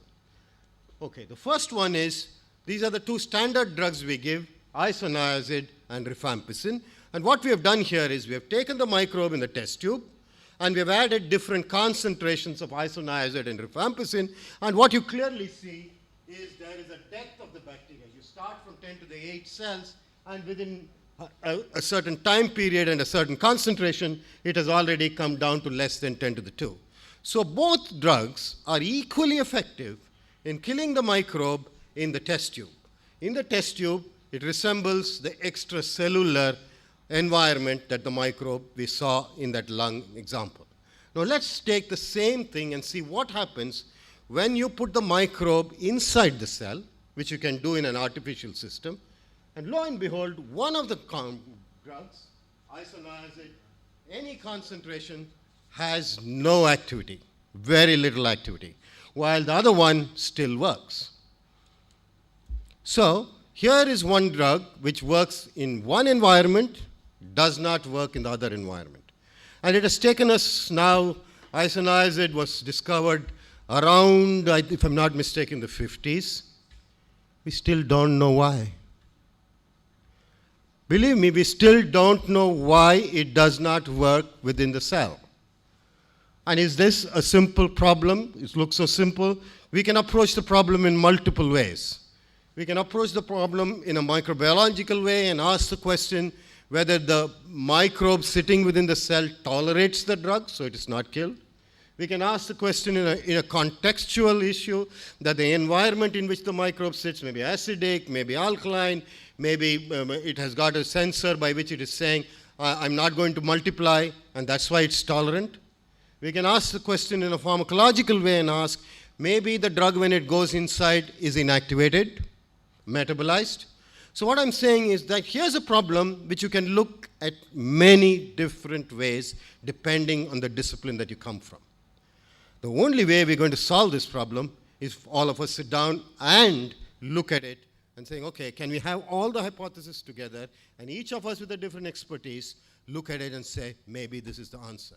So I'm going to leave you with that, where I say we need help in drug discovery. We need help from all disciplines, because I think that dictates whether we will be success in drug discovery.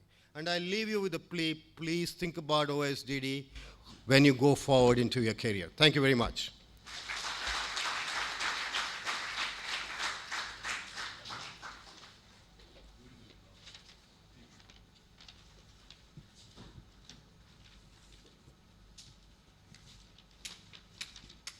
So we had several inspirational and motivational talks, not just for youngsters, but for all of us out here. Now, I request Dr. Tushar Chakravarti for the launch of the OSDD Chemistry Outreach Program from this dais.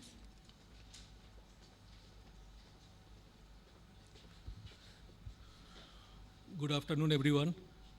I'll say a few words before we formally inaugurate the OSDD Chemistry Outreach Program. In February this year, there was an article in New England Journal of Medicine where it was stated that 9.3% of the all FDA drugs approved in USA, the number is 153, originated from government-funded research and academic institutes. The ratio became slightly better in the last 10 years. In another paper in Nature Review Drug Discovery, is a 24.1% drug, in last 1998 to 2007 in the FDA approved drug were originating from government funded research laboratories and academic institutes. So why is it that in our country, where we have so many talented organic chemists, so many good biologists are there, we still have not have made a big impact in the area of new drug discovery? Because the chemists were very comfortable in the generic space, had very little interaction with the biologist, and then we felt that platform like OSDD is ideally suited to bring these two groups together, and not only chemists and biologists, but also people from different spheres of science, even engineering students. Everybody talked about how engineering students also can participate in the drug discovery process. I know at least 3 chemical engineers who are the leading biologists today in the world. Jay Kisling, our Chaitan Khosla, Bob Langer, they are all chemical engineers. We have a computer scientist, Kitano, who heads the systems biology lab in Japan. So there is a great scope for people of all branches of science to come together to make a dream become reality in the country and make India a hub for new drug discovery. This also is like a very efficient tool to train large number of students in doing very many practical things and make them interested in research. Our education system has remained very archaic. In majority of the universities, they follow very old-fashioned theory classes as well as practical classes. So there is an opportunity for them to participate in this program and improve the kind of teaching that they impart to the students. Few years back, myself and one professor from University of Illinois, Professor M.A. Pai, we wrote series of articles in different places to change the education system in our country, to introduce the 4-year BS program. And a lot of academies they put together, even National Knowledge Commission also suggested to the government. Various other organizations suggested in favor of the 4-year BS program. Finally, this year, the only one institute in the country, Indian Institute of Science, has finally introduced the 4-year BS program. I hope many other institutes in future also follow the same suit. But again, as Dr. Petroda was telling, what is so sacrosanct about 4-year program? In fact, in US now, a lot of people are talking about 3-year BS program, not 4-year. I went to Japan, they are talking about that it is very impractical for children. Children naturally they like to play. They don't want to go to school. So instead of 5-day school, they want to introduce 3-day school. But you can also get them interested to have more practical classes, more research-oriented programs in your curriculum. Through this platform, what we are aiming, that we can train large number of MSc level students to do experiments, to make molecules, submit those molecules to the laboratories and get them screened for various diseases, and then, like a published paper. The result they get will be encouraging them to go for publications. Not only students, you can also, chemistry student, but also like a biologist can work to find out how to screen this molecule. Many targets that we screen molecule against cannot be transformed into high throughput screening process. That's also a challenge. Chemical engineers can think of how to make these molecules in very efficient way and develop process chemistry for these molecules. Bioinformatics people can work to find out the in silico binding for this molecule against various receptors. The whole range of students can participate through this program, and this was thought of about 3 months back.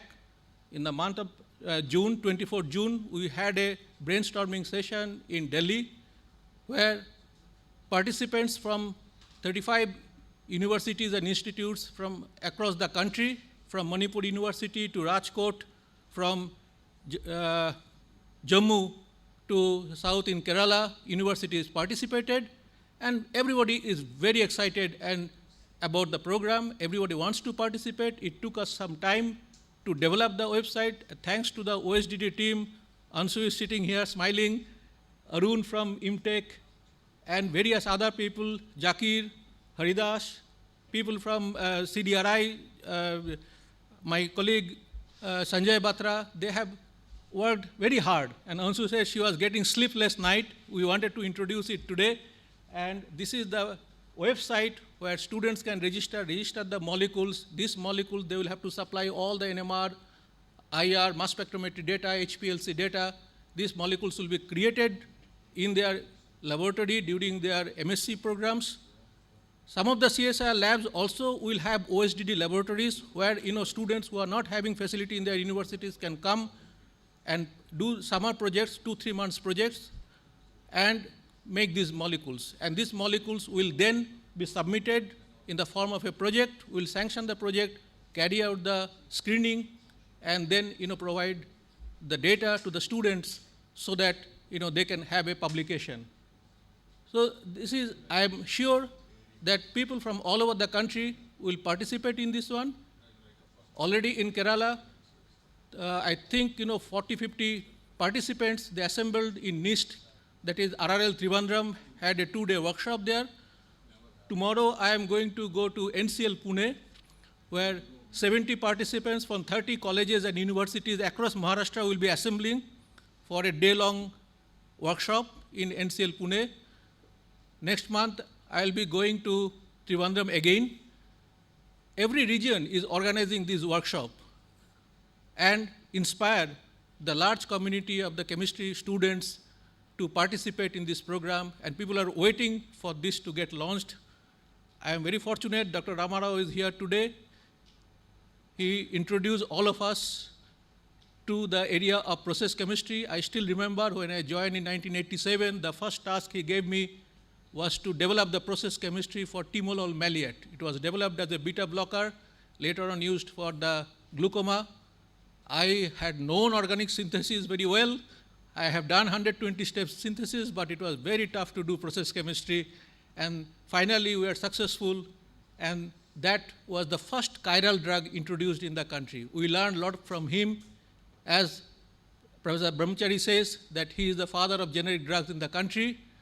I want to invite him today to formally launch this program for the open source chemistry library program, so that we feel very strongly that this will usher in and the next stage of revolution, the making India a hub for the new drug discovery in the coming days.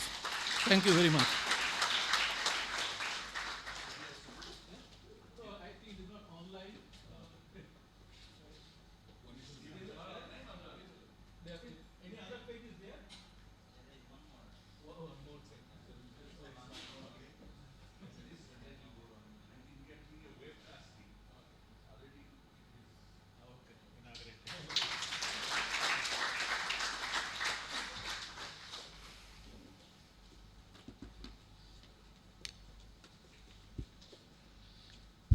Now, after the inauguration of the OSDD outreach program, this is time for the OSDD Foundation Day lecture, which will be delivered by Dr. Ramarao.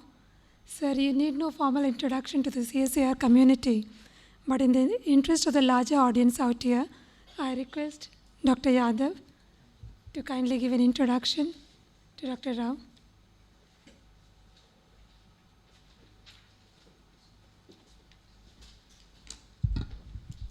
Dr. Ramara, Dr. Brahmachari, dignitary on the dais, our all student who is going to be getting diploma degree today, my colleague from CSIR, invited guest. Today, my Dr. Jakir Thomas, we have said him already, doctor, has given the responsibility to introduce Dr. A.B. Ramara. But I called him in afternoon, because when I saw this program, why he wants me to talk to 15 minutes introduction. He said, not only introduction, you also say something. So what I did, I will give introduction only, but I will definitely correlate with Dr. Ramarao's contribution in each slide how we have done. one thing I can tell you, we share with both of us, one common things. We both were born in villages, and he has a problem with his grandmother's health.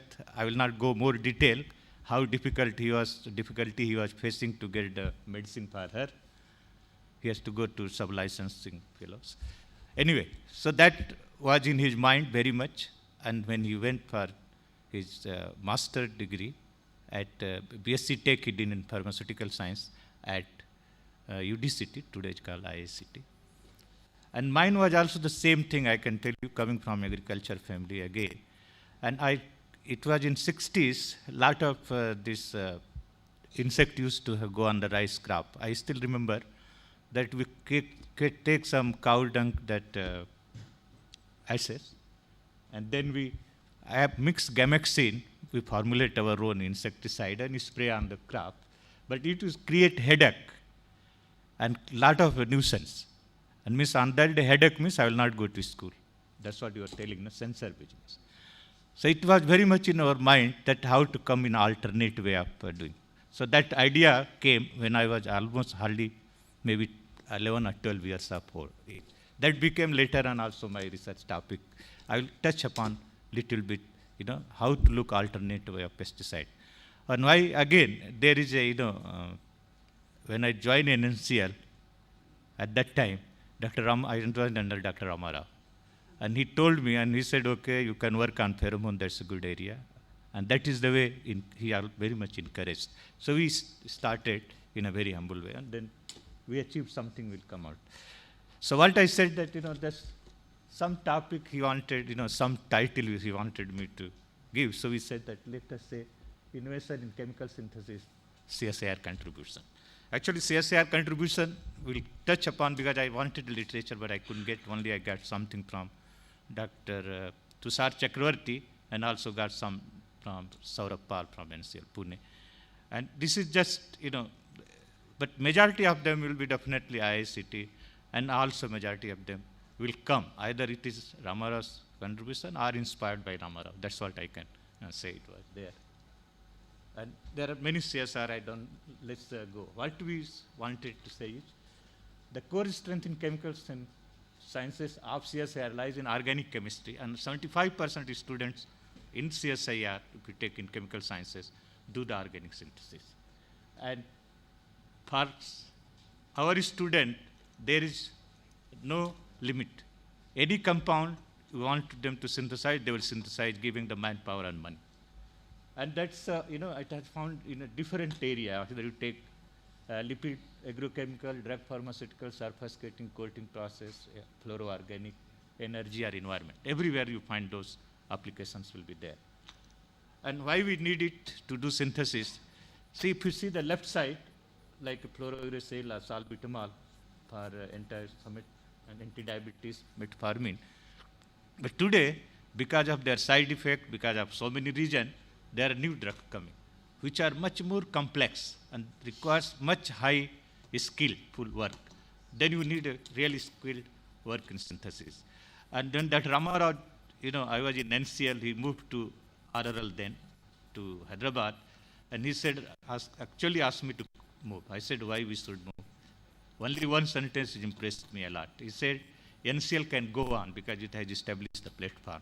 But we need to create another NCL at Hyderabad.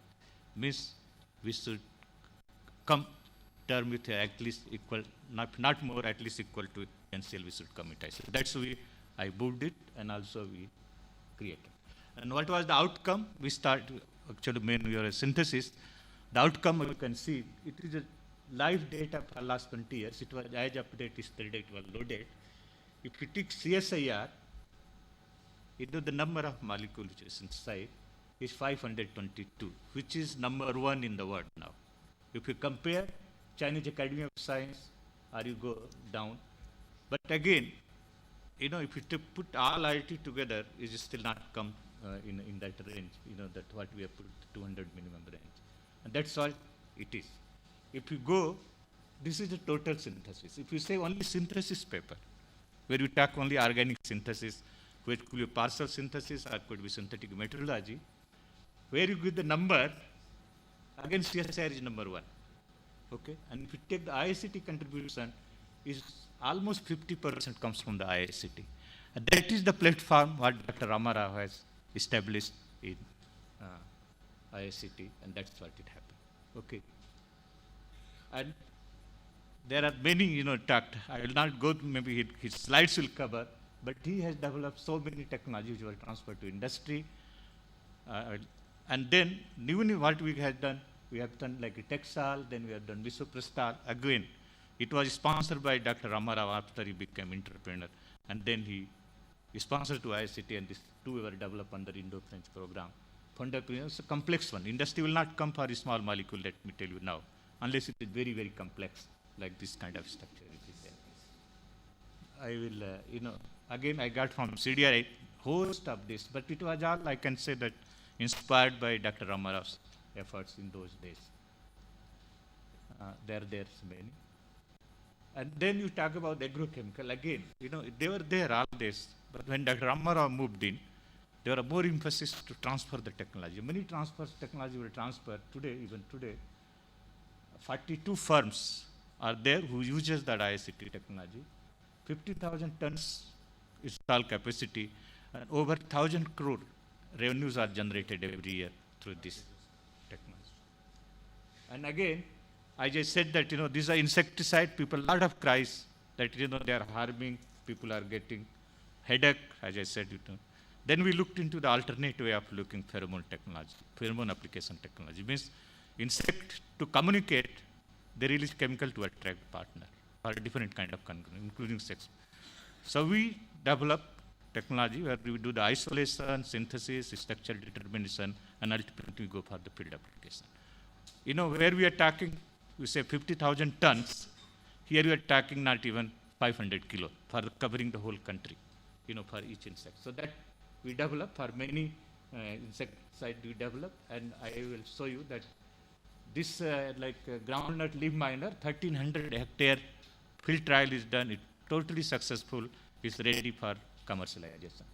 Talk about the sugar cane node borer, again 500 hectare was tried in Coimbatore, and it is successful. And only, in the groundnut, if you take any other method and you take pheromone technology application, the yields are 25% higher. In sugar cane, actually they are giving free to the farmers because the sugar content, they are still not knowing, I also don't know how it is happening, but when you use pheromone technology, sugar content is increased by 15%. So they are able to give to farmer, or farmer are not knowing, because they are getting more sugar by using this technology. This, this sugar industry is Rasi sugar uses in Coimbatore, and this total package we have given provided to them. Similarly, if you talk about that rice system yellow borer, yellow stem borer, 800 hectare we have tried in Andhra and also Tamil Nadu through the Coimbatore Tamil Nadu University. And this one they are going in complete state they want to cover. The agriculture minister said that will do. So these are the things which are going on in that this one. This is just to say the some of the farmers. And then we have a lot of things, which I started during Ramara's time and then carried over quite long time, and these have been transferred to technology. One of them, I can say that which was done in our time, the rice bran oil, degaming technology. Today's turnover, today industries are turnover is 900 crore. Okay, and not only that, the oil recovery, and it's one of the best green process. It got CSIR Technology Award, TDB Technology Award, also got international green institutes, from Washington DC a technology award. It got 3 international one, and at least 2 Indian technology award. And the turnover is something like 900 crore. Then we developed synthetic aviation lubricant, which is first time in the country, it was not there. And it should be developed at ICT. It has passed all the tests, including the rider test which is done at US Air Force. And all tests which have passed, then its process package has been given to Indian Oil Corporation for commercialization. Then we have done a lot of other works in that chemical. Fluoroorganic, again heptafluoro, HFC 134, again was transferred. It was actually fluoro division was started by Dr. Ramarao when he was a director. But this technology was transferred in 2003. And today, SRF makes 600 tons of this product every year, and which will be close to 35 crore rupees turnover every year. Only one. Then we have heptafluoropropane. This is a new generation fire retardant which is given to the Gujarat Fluoro Limited, and it has been already tested on a pilot plant. It is going to be commercialized soon. Then we have Ms. Lakshmi Kantam is here. She developed the tetrabromobisphenol, and the main thing is that if you take the conventional methyl bromide is a byproduct, which is very obnoxious, also ozone depleting. In her root, the water is the byproduct. One. Second is, if you see the bromine, there is 4 molar bromine. She uses only 2 molar bromine because HBr is generated, and very intelligently that HBr generated, she converts into bromine back. That's why all the bromines are consumed. This is one of the most atom economic process for tetra, and the requirement is huge. This is used in our cloth as a fire retardant. Actually, our cloth, if you don't use this material in your cloth, you cannot export it to Europe or US because it's needed. Then several such kind of things there, and one of the entity was pyrogenamide, again, done on pilot plant by Speak. Only Speak has a problem, otherwise this technology has no problem. It can go on this. And there are many other products like that. Epichlorohydrin by NCL, then like that has happened. Then again, again, organic chemical synthesis comes in handy when you are talking about Dyson's disolar cell. Again, this process, and the last one you can see that one is, was first time made in IICT, and it has the higher efficiency of 10.6%, and it's quite stable. This we are thinking to go ahead whether for as a present to whether we can commercialize this. And what I think in 15 minutes I said, all this, it was the Dr. Ramarau's, I can say the training what we received, it is all this. Dr. Ramarau, as I told you that he did from Bombay, he's a BSc Tech, then joined with Venkat Raman for PhD. Then he went to Professor Kore as a postdoc, came back, Kore was Nobel laureate, came back to NCL, joined as a deputy director, scientist F, and then he worked on, then moved to IICT, then RRL lab. Then during his regime, this RRL name was changed into IICT, and IICT has a tremendous growth during his period. That platform, which I told you has the growth, today you can see it after 20 years, how the IICT contribution is there in the natural product synthesis or organic synthesis at the world over. And he was not satisfied, He was, when we used to talk in some time pep talk, he used to say, I'm not going to be there like extinguished scientist or distinguished scientist, whatever he used to call it. I'm going to start my own. And actually, he started telling White, even before he became the director of RL, in NCL, he used to talk like that. And that was his mind. The moment he retired, he started his own Evra Foundation, then became Evra Laboratory. Foundation is still continuing, Evra Laboratory, and there he is the CEO. And actually, it is the company's turnover is not that high. It's something like around close to 40 crores, but the profit is 1/3 of that. In the profit margin is very high. So he's not only he was rich in chemistry, also his chemistry made him very rich. And so with this word, and other things I will not read, it's all there. He's a fellow of All Academy. He did not get Bhatnagar Award, I can tell you, but he said, I will prove that I am better than Bhatnagar Award. He did not give up.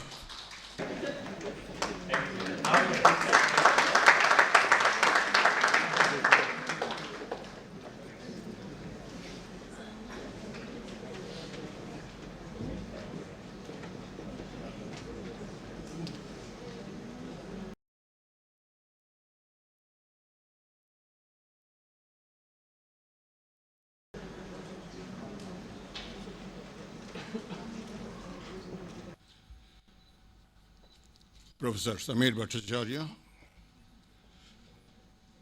I'm sorry. This is the problem with the Bengali names. I have several friends. Dr. Yadav, Dr. Chakravarti, and others who are on the dais. several eminent scientists from the CSR labs, the young diploma holders, ladies and gentlemen. First thing is, I really don't know how much I really deserve what Samir has said. Don't be carried away whatever he said. I started my career as a graduate in chemical technology, that is, it comes under the faculty of technical education like engineers. But I was very much fascinated to go for science, especially to do fundamental science in organic chemistry. Here is a barrier, even today. An engineer is not permitted to take a degree in science. Same is true with a science graduate. If he wants to learn a little bit on engineering, he is not allowed in our country. And the only way I found was Professor Venkatraman, who was the then director of National Chemical Laboratory, was formerly the director of the Institute of Chemical Technology, what we referred at that time the Department of Chemical Technology. So I did my PhD actually in organic chemistry, natural products chemistry, but my degree is PhD in chemical technology, because you can't get away from that. And let me tell you, this platform of spending 2 years at chemical technology actually given me a big base to understand the industrial research. Otherwise, I don't think I would have done even whatever was carried by me by process chemistry. Let me also, because you are all some youngsters, I would like to take you a bit how the drug research came, where are we today? That is in the sense, how it has helped our own country. All of us know it was Indians centuries back were the most intelligent, discovered the zero and the decimal place. We have our own medical system way back some 5,000 years onwards and 1,000 years. It has developed over the years. How it was developed purely by observations, curiosity, and intuition. These are the things played, a trial and error finally. Many of them came as a drug leads for the future. That is, most of the drugs discovered in the last century was based on either the Chinese or the Indians. But what happened over the years, slowly we had the outsiders like Muslims came, then we have the British entered in 1601. How they entered? To carry trade. Why? Because what it was written in 1950, the history of universe, a statement I took it. In the middle of the 17th century, Asia still had a far more important place in the world than Europe. You should not forget. We were far advanced. The riches of Asia were incomparably greater than those of the European states. Our industrial technique showed a subtlety and tradition that the European handicraft did not possess. And there was nothing in the more than modern methods used by the traders of the Western countries that the Asian trade had to envy. In matters of credit, transfer of funds, insurance, and cartels, neither India, Persia, nor China had anything to learn from Europe. This was the situation in the mid-60s.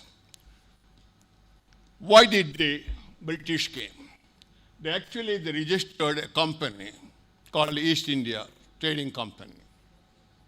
It is an early English joint company formed for pursuing trade with India and China. The East India Company traded mainly in cotton because we were, and Chinese were even today, we are the cotton growing country.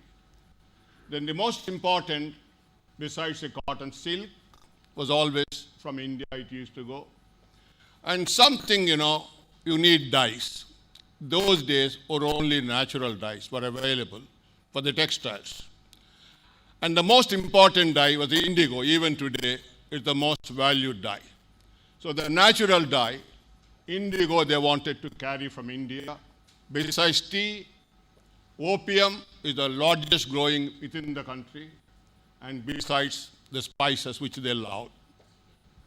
The company also came to rule because once they have come, large areas of India exercising military power and assuming administrative functions till 1857.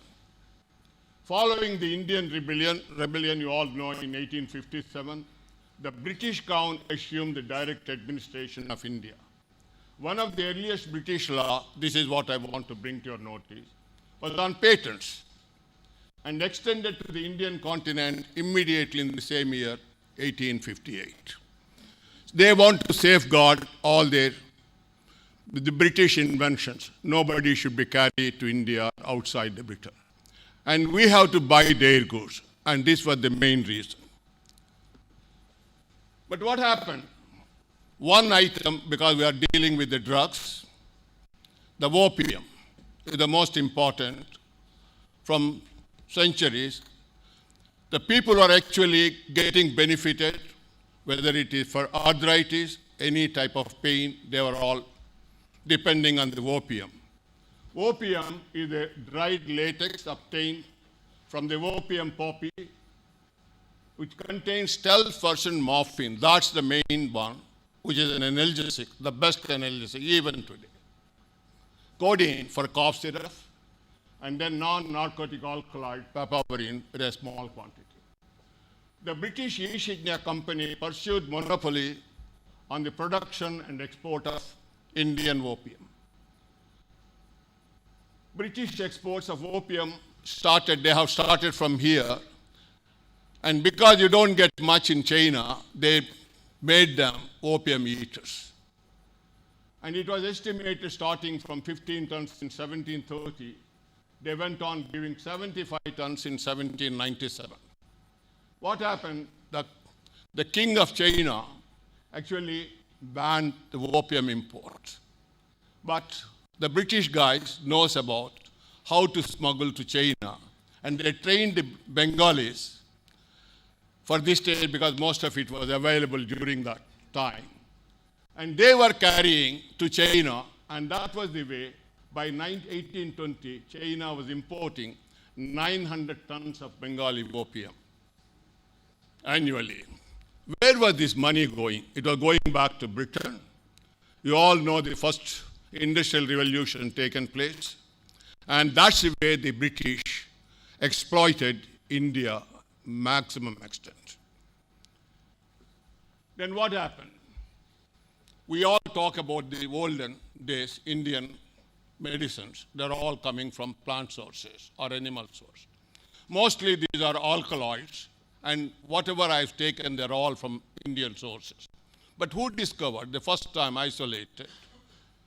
They're all, those days we think about the organic chemicals. They all come from living organism, either a plant or bacteria or some of the things. And the first one who actually isolated the first drug, which was a morphine by a German pharmacist from the opium. And then subsequently, these are also those days where there was nothing like a chemist, who are mostly the pharmacists who actually dispense the medicine. A French one, who is a Ferry Joseph Pelletier, was the one responsible for several things in a short course of 4 years. He isolated emmetine, strychnine, brucine, colchicine, caffeine, quinine, all from the natural sources. They're all from Indian origin. Now we all know, I just mentioned to you, all these chemicals which are the secondary metabolites from plants, or the others, they're organic chemicals. The theory was till the early 18th or 19th century was actually you need a vital force. For example, to urea, you need a kidney to make urea. So obviously it has to come from a living organism. But this was questioned by a German chemist, Friedrich Wöhler, in 1828, because those who study even in matriculation, you will find he converted inorganic ammonium cyanide by heating in water, evaporating. He got the urea. He got excited and he told his former teacher, Hoffman, he said that he can make urea without a kidney. That was the excitement he got on that day when he found this thing. And what happened? Immediately it opened up that all organic compounds, number of them we can make from coal tar base, because that was the originally almost all the organic building blocks came from coal tar and subsequently from petroleum. And the first one, the Perkin, a senior Perkin we call, was the one first time. He was working in the age of 18. He was working, just joined for his master's degree in Hoffman's Grove. And then what happened was, he was also carrying some experiments to synthesize quinine without knowing its structure. That was the way the people were trying. And he was trying in his house in one of the rooms. Quietly he wanted to do quinine. And then he found a red-colored compound, which otherwise we would have thrown it. He felt whether it can be used for dyeing the fabric, because we are all using natural dyes. And that was the way he opened up the whole dyestuff industry. And when he was 18, without telling his supervisor, he started the dyestuff industry. He became very rich. And this was the first dyestuff industry. And subsequently, knowing this, BASF started, and they came out with a total synthesis by Bayer for the indigo. And that way the whole dyestuff industry flourished in Europe between 1850 to 1900. And what happened? Let us look into the drugs, how it came. Here also, mostly by observation and curiosity, driven the people. One of the German chemists, the Hoffman, Felix Hoffman, he was noticing every day in the evening time, his father was actually chewing bark to get rid of his knee pains or a bit of arthritis. And then he carried this bark where he was working in Bayer laboratories. And then he found, to his surprise, it contains salicylic acid. And then he found, because it is a phenolic and an acid, whether he can make an acetyl derivative to reduce the acidity. And to his surprise, the acetyl salicylic acid, what we call an aspirin, was a far better drug than salicylic acid. And this was the first drug commercialized in 1899. And you see, actually, in 1900, Bayer has filed a patent for the manufacture of aspirin. Then today, you ask any person who has got any cardiovascular problems, a doctor always advises to take the aspirin. Aspirin is called a wonder drug. Sometimes people, they say if you take aspirin, it will also keep you away from cancer. All types of stories you hear. But as far as the cardiovasculars are concerned, because it thinning the blood, and the one which actually gave out is Sir John Vianney in 1971. He came out with a solution how it performed well, for which he got the Nobel Prize in 1982. And that was the first commercial drug entered into the world market, aspirin. The next one is the sulfur drugs. Here also, a German chemist once again, but he was working mostly looking at the dyes. Either any dye can work as a drug. And he went on experimenting, and one of the drug called Prontosil, whose structure I have given here, he actually looked into, and then he found it should be bactericidal as well bacteriostatic. And then his daughter was actually in 1935, almost on the deathbed. She was actually affected by Staphylococcus. And this man took the 5 grams of the Prontosil, and he injected it into her body, and then found she recovered within the 4 days. Although she became very bright red colored girl, and it took some time, that color has to vanish. And that led to the what we call the sulfur drugs. And they actually, in the vivo, the molecule cleaves, gives the para-aminobenzene sulfonamide. And from then onwards, we have a vast number of synthetic drugs as an antibacterials, sulfur drugs. Then the same is true with penicillins. In 1928, Alexander Fleming, who was actually a medical doctor, but specialized in microbiology, accidentally found penicillin, which I will not go into all the stories.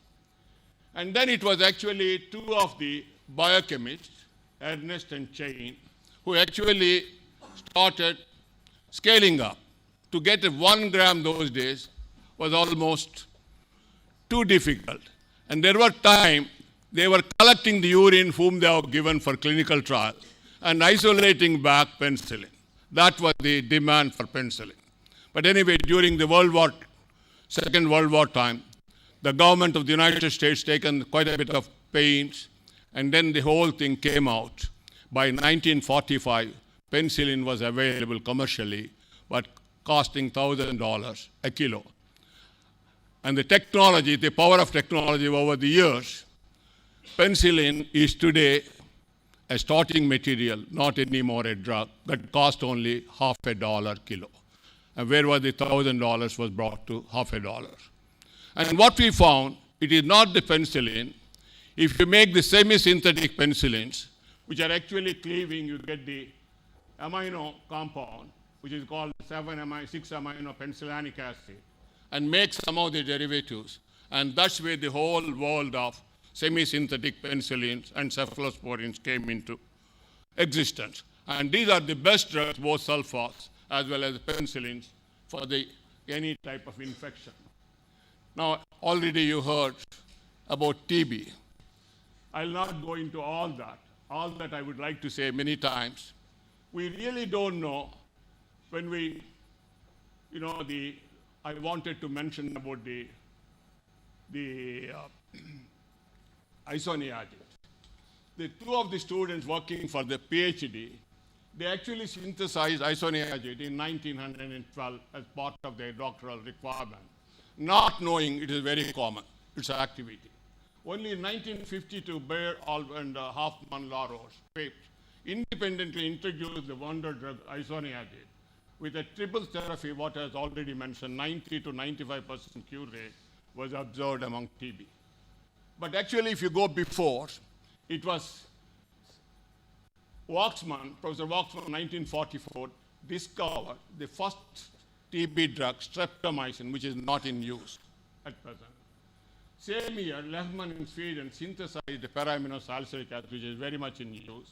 And the combination of these 2 drugs proved to be effective against TB in the earlier part of before 70s or 60s. Now, the most important, I thought, one other example. Before 60s, I'm talking some of the examples.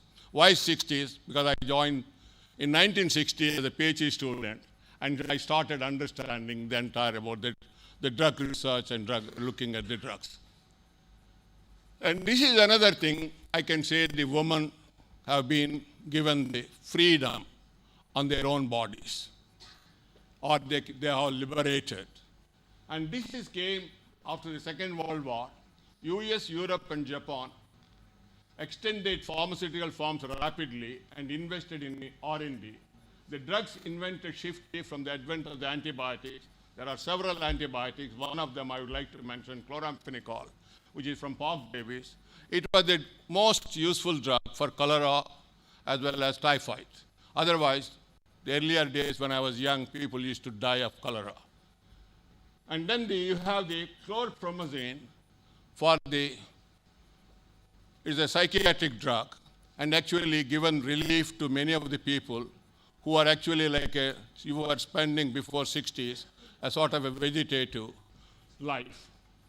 Then we have the norethindrone. This is what I was referring, a oral contraceptive, which actually came from the Syntex lab, and that's where the whole thing, from then onwards, we have the various, including abortive pill and other things we have today. Now let me look at the Indian context, how we started the pharma industry. You know, this was also first Indian industry was started by a chemistry professor from the Calcutta University, who is very well known, called AcSIR P.C. Ray.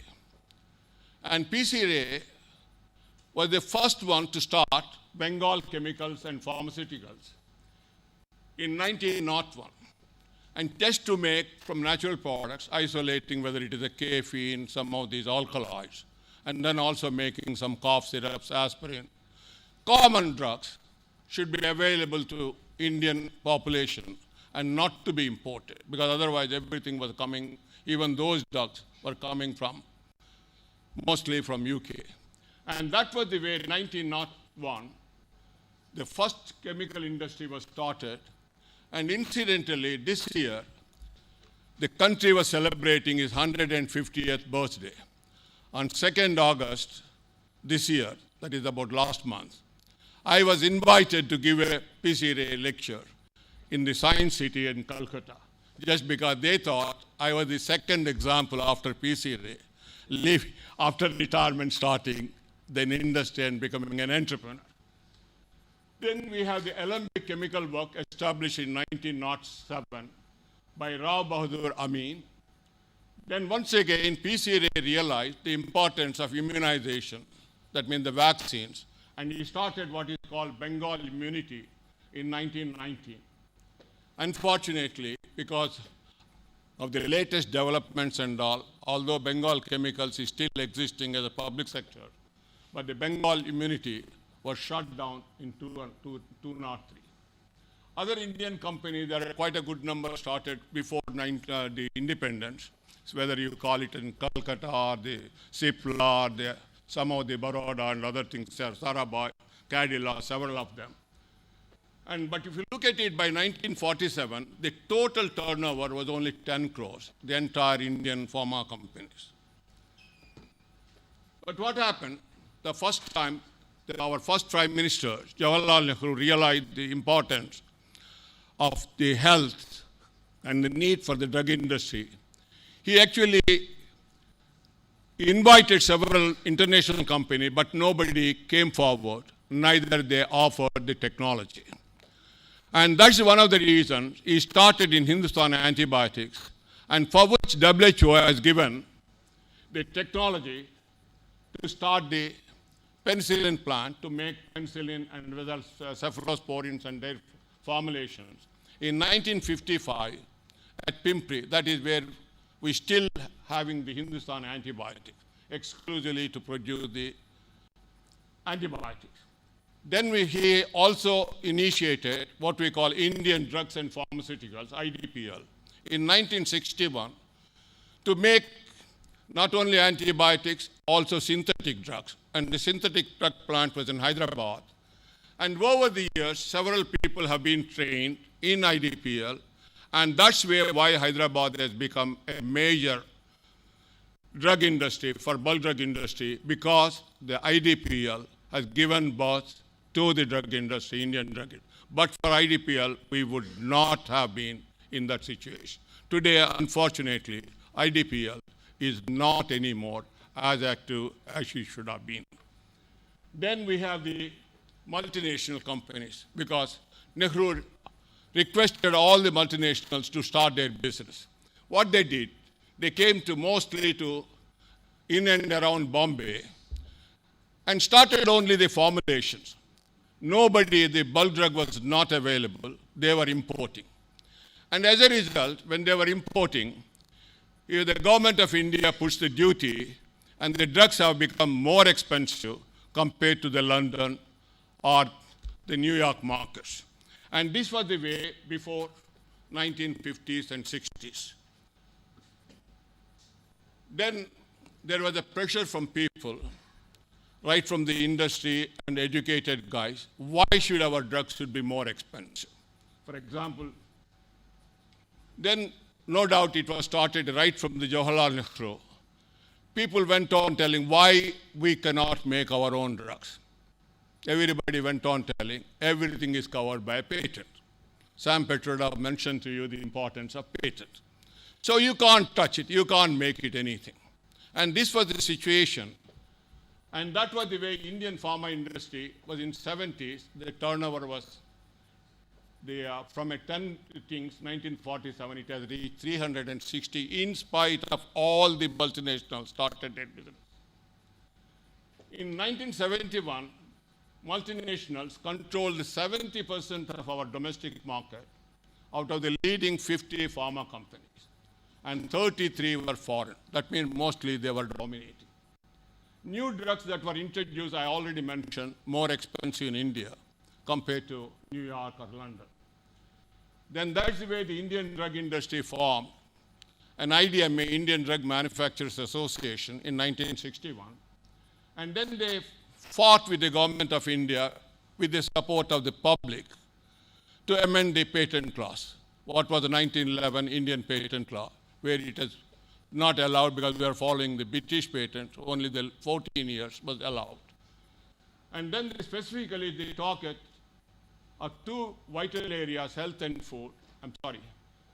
After the Indira Gandhi time, she brought out a new patent law in 1970, and then in 72 it became a law. And what it says, it targeted the two vital areas, health and food. By this, India abolished the product patents, but kept process patent for a period of 7 years. By this act, de facto, gave Indian pharma industry the legal right and freedom to manufacture and market any drug that was available internationally. It was the dawn of the golden age for the Indian pharma industry. This was here, it starts my work.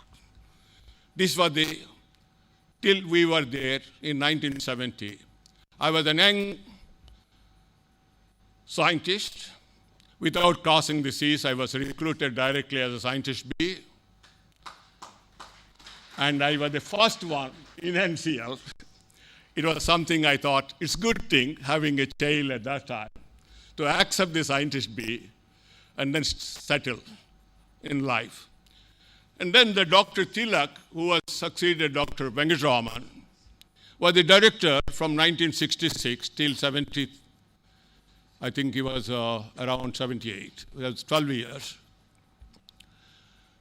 And then during his time, when the patent law was changed, Madam Gandhi, Indira Gandhi, in her capacity as the president of CSIR, she addressed a letter to all the directors stating the CSR was meant not only to do science, but do technology for economic gain. Now I have abolished all the patents, product patents. You should initiate the products, especially for health sector, and come out with projects which can be transferred to industry and bring out all the new drugs, what was available outside the country, to our public, to our people, at affordable cost. Now he, naturally, as the director, he invited that time the project leader, that means including the divisional heads, something like 10 of them, and I was the youngest one. So he told us bluntly, either you change, because those days, including my professor used to tell me, publish or perish. Industrial research is nothing but copying and repeating what is known already.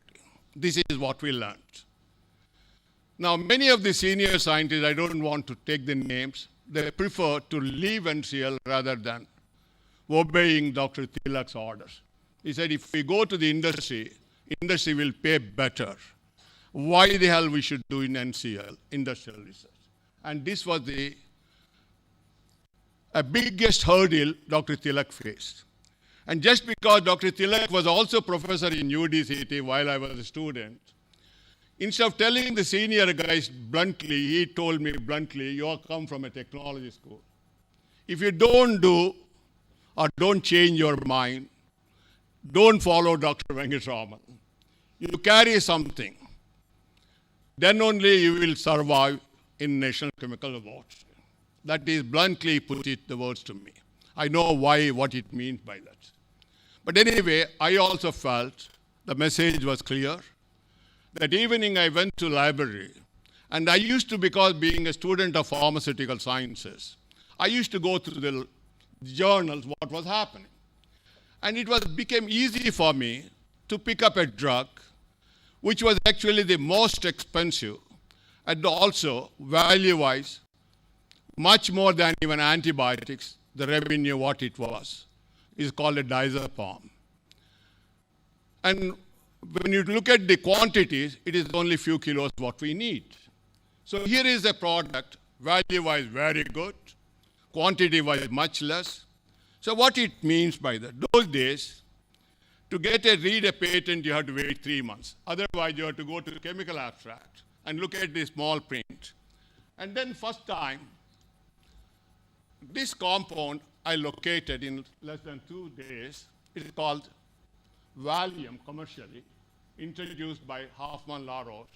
The man who discovered Leo Sternberg has shown right, was an organic chemist working there. And this was the most valued drug. And the way they have made, because many of you are not chemists, I will not bore you. All that I want to tell you, they take one of the first parachloroaniline, those who are a little bit of chemists, and they do a very bad reaction, putting together benzoyl chloride, zinc chloride, and cooking. You get a strong mass, which you can't even break it. Add sodium hydroxide, heat it, and you get some 40% with a great difficulty, an intermediate from which you take it. So when I saw this, I felt it is something a junk reaction. So obviously here is an opportunity for me. Can I look an alternative approach? And that's where we have looked into a one step before a cheap material which was available, paranitrochlorobenzene, benzyl cyanide with sodium hydroxide, no zinc chloride, nothing. We heat it, we got what we call an anthracyl derivative, which is actually 90% yield, clean way doing it. And then we have taken that further in a straightforward manner. In a 5-gram scale, I did first in 2 to 3 months' time. Then we thought we have to optimize. And it was at this time, accidentally, I met Dr. Hamid, who is the present chairman of the CIFLA. He was working as an R&D because his father was alive, R&D director. And he was struggling upper process because that was known in the literature. And he was struggling hard because he also looking at the Valium to commercialize because there no more patent. But he copying the chemistry, although he's one of the best organic chemists with a training from Cambridge. But you be carried away by the known literature. And when I met him, he told, what is that Dr. Tilak says he wanted to introduce some new products for commercialization. Are you doing anything? I'm not interested in your fundamental research. Tell me, are you doing? I said, I wrote it because I did not realize it is a secrecy, nothing. I wrote chemistry straight away. And a 5-gram scale, I said. He said, I want to buy immediately the know-how. I said, I have done 5 grams. How can I give? I said, don't bother. We are here to scale up and commercialize in the shortest time possible. I only want to pick up your brain. That's all I need. That's the only thing I need, 5-gram scale. And he came to Dr. Tilak. In less than an hour's time, the technology was transferred to him. He was also shocked in 3 months' time. This was technology went.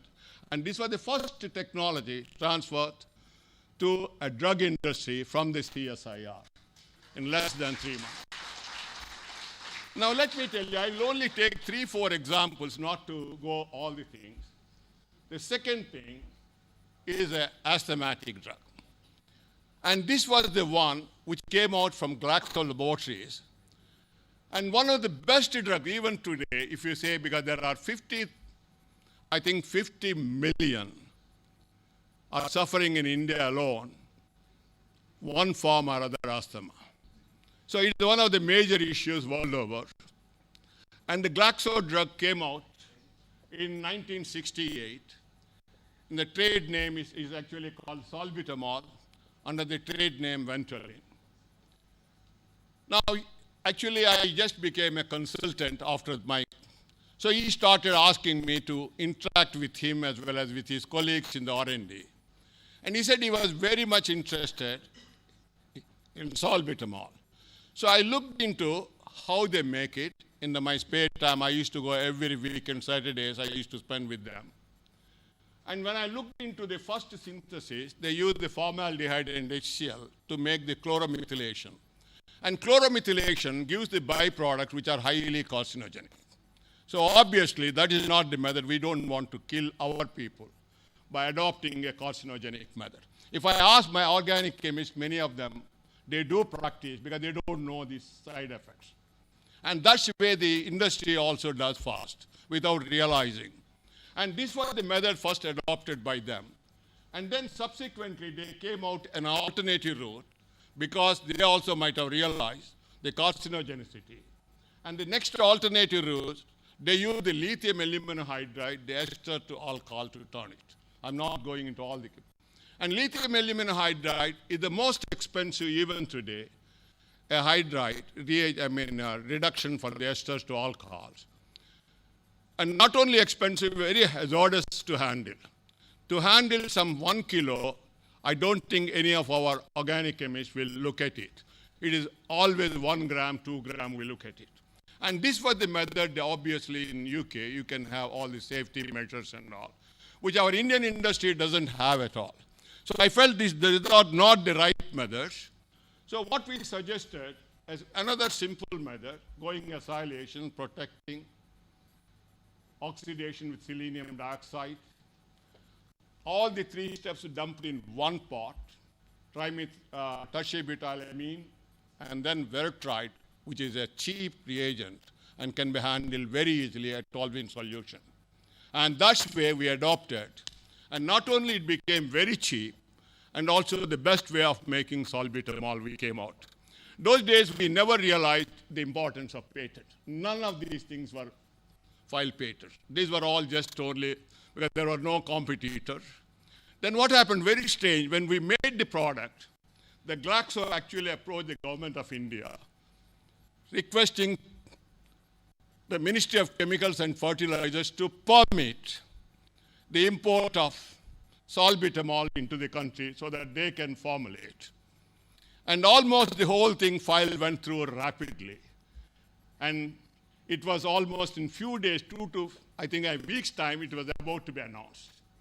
Dr. Yusuf realized something is going wrong because once Glaxo enters, because our doctors always likes to have an international brand to be prescribed compared to an Indian brand, he thought whatever the technology, however good, even if he offers the cheaper, he will be out of business on Ventolin, on salbutamol.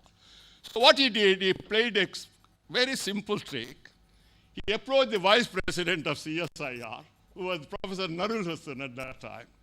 And he told, Dr. Saab, here is something CSIR has done, an indigenous technology, and you people are not bothered what CSIR technology was.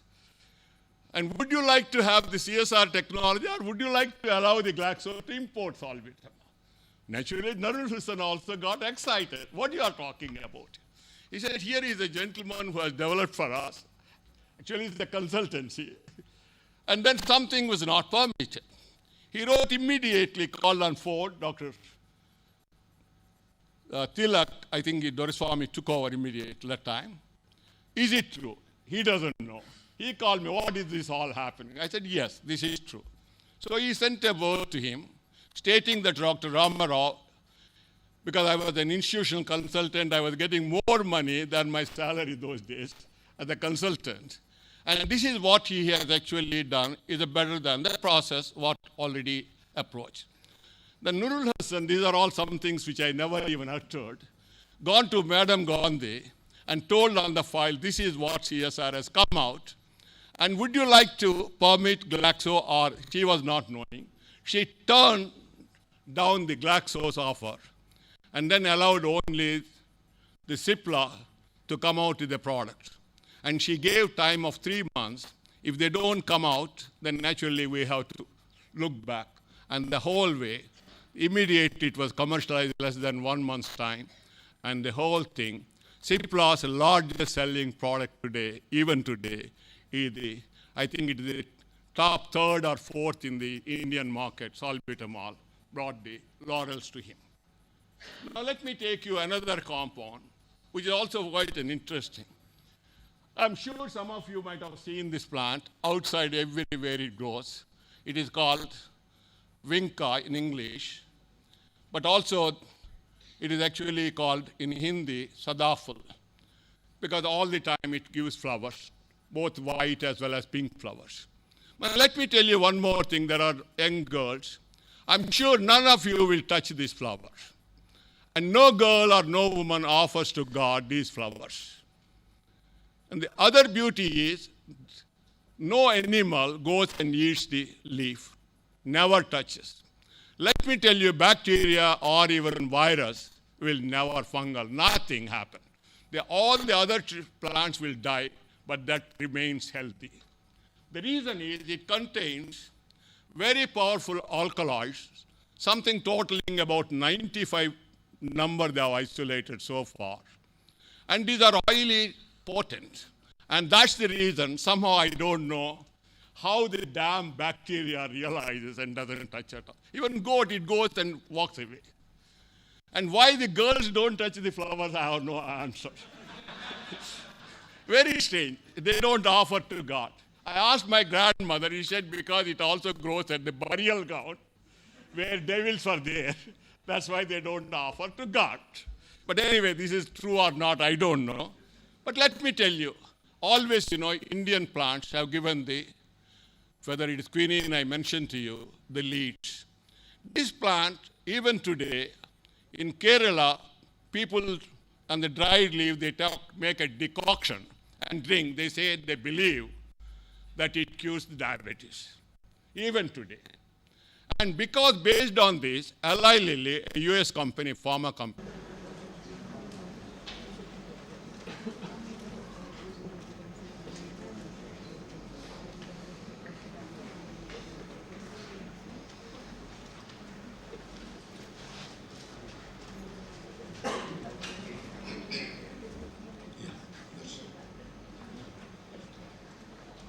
Professor Samir Bhattacharya. Sorry, no. This is the problem with the Bengali names. I have several friends. Dr. Yadav, Dr. Chakravarti, and others who are on the dais. Several eminent scientists from the CSR labs. The young diploma mentioned to you, the leads. This plant, even today, in Kerala, people on the dried leaf, they make a decoction and drink. They say they believe that it cures diabetes, even today. And because based on this, Eli Lilly, a US company, pharma company, carried the plant, because it's the only Indian plant, it doesn't grow anywhere else. Actually, it originated from Madagascar, and beautiful everywhere in India it grows. They carried from here, and then they found no diabetic principle, but it was responding to bone marrow was actually affected, as if it was an anti-cancer drug. And that's where the whole thing came out. I'll not go into the whole story. And they came out with 2 compounds, which they called, one of them is vinblastine, another is a vincristine. Very, very insignificant amount. And just because I told you it contains 95 alkaloids, tedious. What they were doing was a long chromatography from a 5th floor running an alumina plant and collecting down. And that was one of the tedious way of making vinblastine and vincristine. And mind you, these were the first natural products entered as an anti-cancer drugs in the world market. And the vincristine even today is used for children's leukemia, the only drug, no other drug, and that much of importance. When I returned from Harvard, I wanted some money. Those days there was no DST, DBT, no funding. And then there was not much of money even from NCL. So I approached the state government, Maharashtra state government, some grant to give because they have 8 lakhs, it seems, their annual budget. And I asked for 2 lakhs, and the reason I told is this project. And I was surprised because the person who was looking a joint secretary in charge for the science and technology was a professor of chemistry from the science college. And then he asked me, how do you know about this plant? Because he knows much about it than me. I said, just I'm a beggar. I can't be choosy. So I have to pick up something better one. And that's where I came out with this project. The reason was, Eli Lilly, when more and more demand was going from 68 onwards, till 75, they were totally depending on the Indian dried leaf. And it goes from a trader, actually these are all Adivasis who collect this from forest areas. And the trader is in demand for more and more supply. They thought they're intelligent, they started adulterating the leaf and sending the adulterated leaf. And as a result, we lost our business. They had taken these seeds and started cultivation in southern United States, Houston, as well as they also encouraged the giving advances to African countries. And that's where we lost the business. When we lost the business, every state government has got what we call the social obligation, society. They started buying this leaf just to keep the Adivasis in a bit of a remuneration giving. And the state government dumped the whole leaf without knowing what to do. And that was the reason they left. They actually asked this professor, see something from this can be done. When I went with this project, he actually was stunned and then immediately asked me how much you need. I thought 2 lakhs was those days was too much of money. And he sanctioned, he told me 8 lakhs is my budget. And then we started. We worked without telling you anything much. No chromatography, purely pK values. Straight away between tartaric acid and a simple mild base and acid, we made the compounds because these are dimeric, others are monomeric. Just it helped us to concentrate and crystallizing. With no chromatogram, we got the windblasting. And when I made this compound, and windblasting and oxidizing the methyl to vincristine, there were no takers. The reason was anti-cancer, the entire, at that time in 1980, was only 20 lakhs, the market in India. And Dr. Hamid and I went and approached him. He said, how much I had to invest? I roughly calculated 2 crores you have to invest. He told me, you're a good scientist, but you're a bad businessman. The reason was, those days, the bank interest was 25%. That means if I take 2 crores and 50 lakhs I have to make to the bank I have to pay for a business of 20 lakhs. So he asked me to get out of this idea. That means it is really impossible to take this. Then I thought, what the hell is happening? Why world is making? Why we can't make? And that was the first time I realized the demand in the world is much more because the cancer was not much being recognized those days in India. So the drug has to be exported, not for the Indian market. So I called him immediately on the next day. Dr. Yusuf, I call him by first name. Here is something, the patent expires in 85. That means another 4 years left. And by the time, if you just establish this business and get US FDA regulation, you will be there sitting on the world map for offering windblasting and vincristine. He immediately said, you are right, I did not realize. All the time we were thinking only the Indian market. And that's where the first time in India, US FDA has cleared these two products at Bangalore. And that's where we started realizing what it means by exports, and then how to go work out with US FDA and other things. And anyway, just showing you, these are the two, Win Boston, Win Christian. And 83, I was not knowing because they wanted the drug controller will ask about the clinical trials and all. I went ahead, made 500 vials, I'm not a pharmacist, on my own, with taking some help from Hindustan Antibiotics. And we got it clinical trials made without anybody's permission at the Tata Cancer Hospital, and proved that it is as good as as the Eli Lilly products. And that way, the whole thing was approved. Because we have 500 vials sitting on it, we gave free 200 to Tata Cancer, 200 to Pune, Ruby Nursing Home, and 100 was given to Madras Cancer Hospital, freely distributed. Nobody objected whether it is approved or not approved by drug control. And what I mean is that was the way we worked those days. Anyway, that was the story of Vinca. Now next tell me one more thing. This man here, I'm sure all you might have not seen him, Dr. Anjireddy, chairman and MD of the Reddy's Labs. He was my junior BSc as well as BSc Tech. And I also took him to NCL for his PhD because he has to do just like, chemical engineering degree he did with the Dr. Doriswamy. And he started the first what they call uniloids. And the second one he wanted to manufacture ibuprofen, which is the best analgesic. And he calls me on telephone, Dr. Ramarao, can you tell me some new ideas how to make ibuprofen? Now, the first approach, what was actually I shortened and given to Cipla, so I can't tell the same thing. So I told him, why don't you take the down approach I mentioned, simple reduction by hydrogenation, convert to the chloride, and then go to the cyano and hydrolysis. He did very well, it worked. The entire thing he did purely on telephone conversations. And then the whole thing came out in a major way.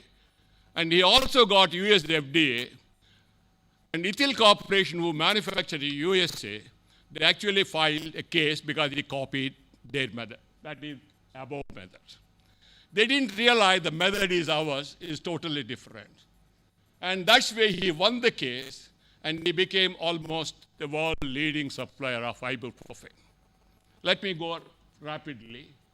And then we did vitamin B6, which is a very interesting story. The government of India actually asked NCL to come out with vitamin B6 because nobody offered this technology, both Merck and Roche. And what happened was, it was actually, when they started in 59, before even I joined an NCL, the price of vitamin B6 was $460 a kilo. And they targeted at $350 they should get, and that was a 12-step synthesis of the Merck thing. And they followed, and they taken to the pilot plant, everything they did. And when they completed the whole project in 1963, the product cost dropped to $80. They didn't realize. They said it was impossible. How is that they were making? What happened? One Russian lady came out with a paper. A substituted pyridines can be made by a Diels-Alder reaction. I'll not bother all these things. She made a simplified way of making pyridines, a substituted. And that idea was exploited both by Merck and the Roche. And that's where the whole price of our 350 or 400 fallen down to 80. Then really realizing, Dr. Tilak put something like 40 people at a time, both chemical engineering and organic chemistry, were working together. And then they finalized, they followed the Merck route. And then when they completed in 1973, 65 to 73, the price dropped to $30. It was actually, they said, impossible because even the raw material price will not touch it. So the project was shut down, and actually NCL got such a bad reputation in the newspapers and all everywhere. Otherwise, this technology should have gone to IDPL, and IDPL started blaming we are making losses because they don't have new technology for B6. But anyway, and when I took over the division as in 1980, I thought this was something which is a black spot on the division, and I should revive, and we worked out. What we did followed a different approach, which was basically Roche, and we made it a success. And finally, it went to Lupin, made it a commercial process in 1985. Now, the last one, which I'm giving you, is the AJT story that everybody is talking as if I'm responsible. Let me tell you, I'm only acted as a catalyst. There is nothing I have done.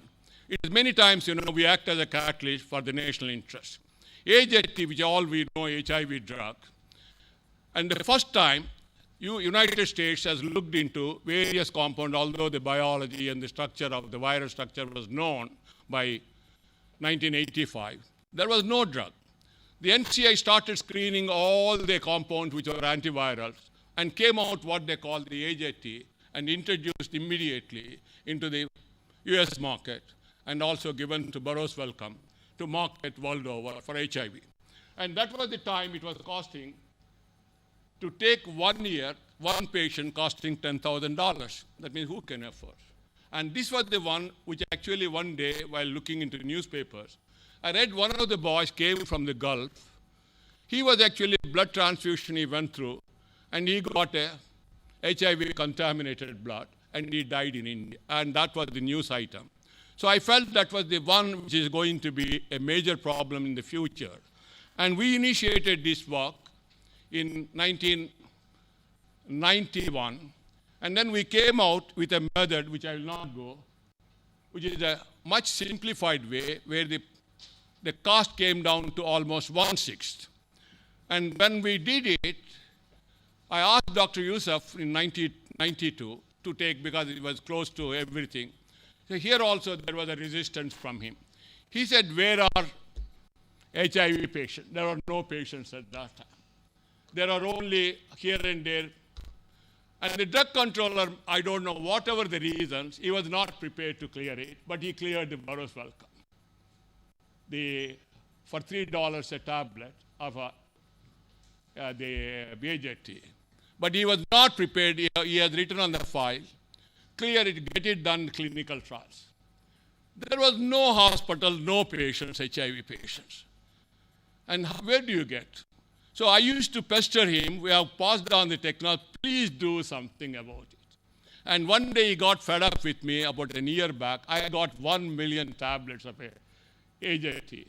But there are no takers because I did not get the drug controller cleared. This was at that time I realized the power of the seat which we carry. I called the drug controller who used to work with me in various committees. And almost I threatened him in 24 hours if he doesn't clear the file. I'll take it up with the Prime Minister P.V. Narasimha Rao and see how he will not do it. Real threatening I gave. And really cleared in 24 hours because I told him the reason.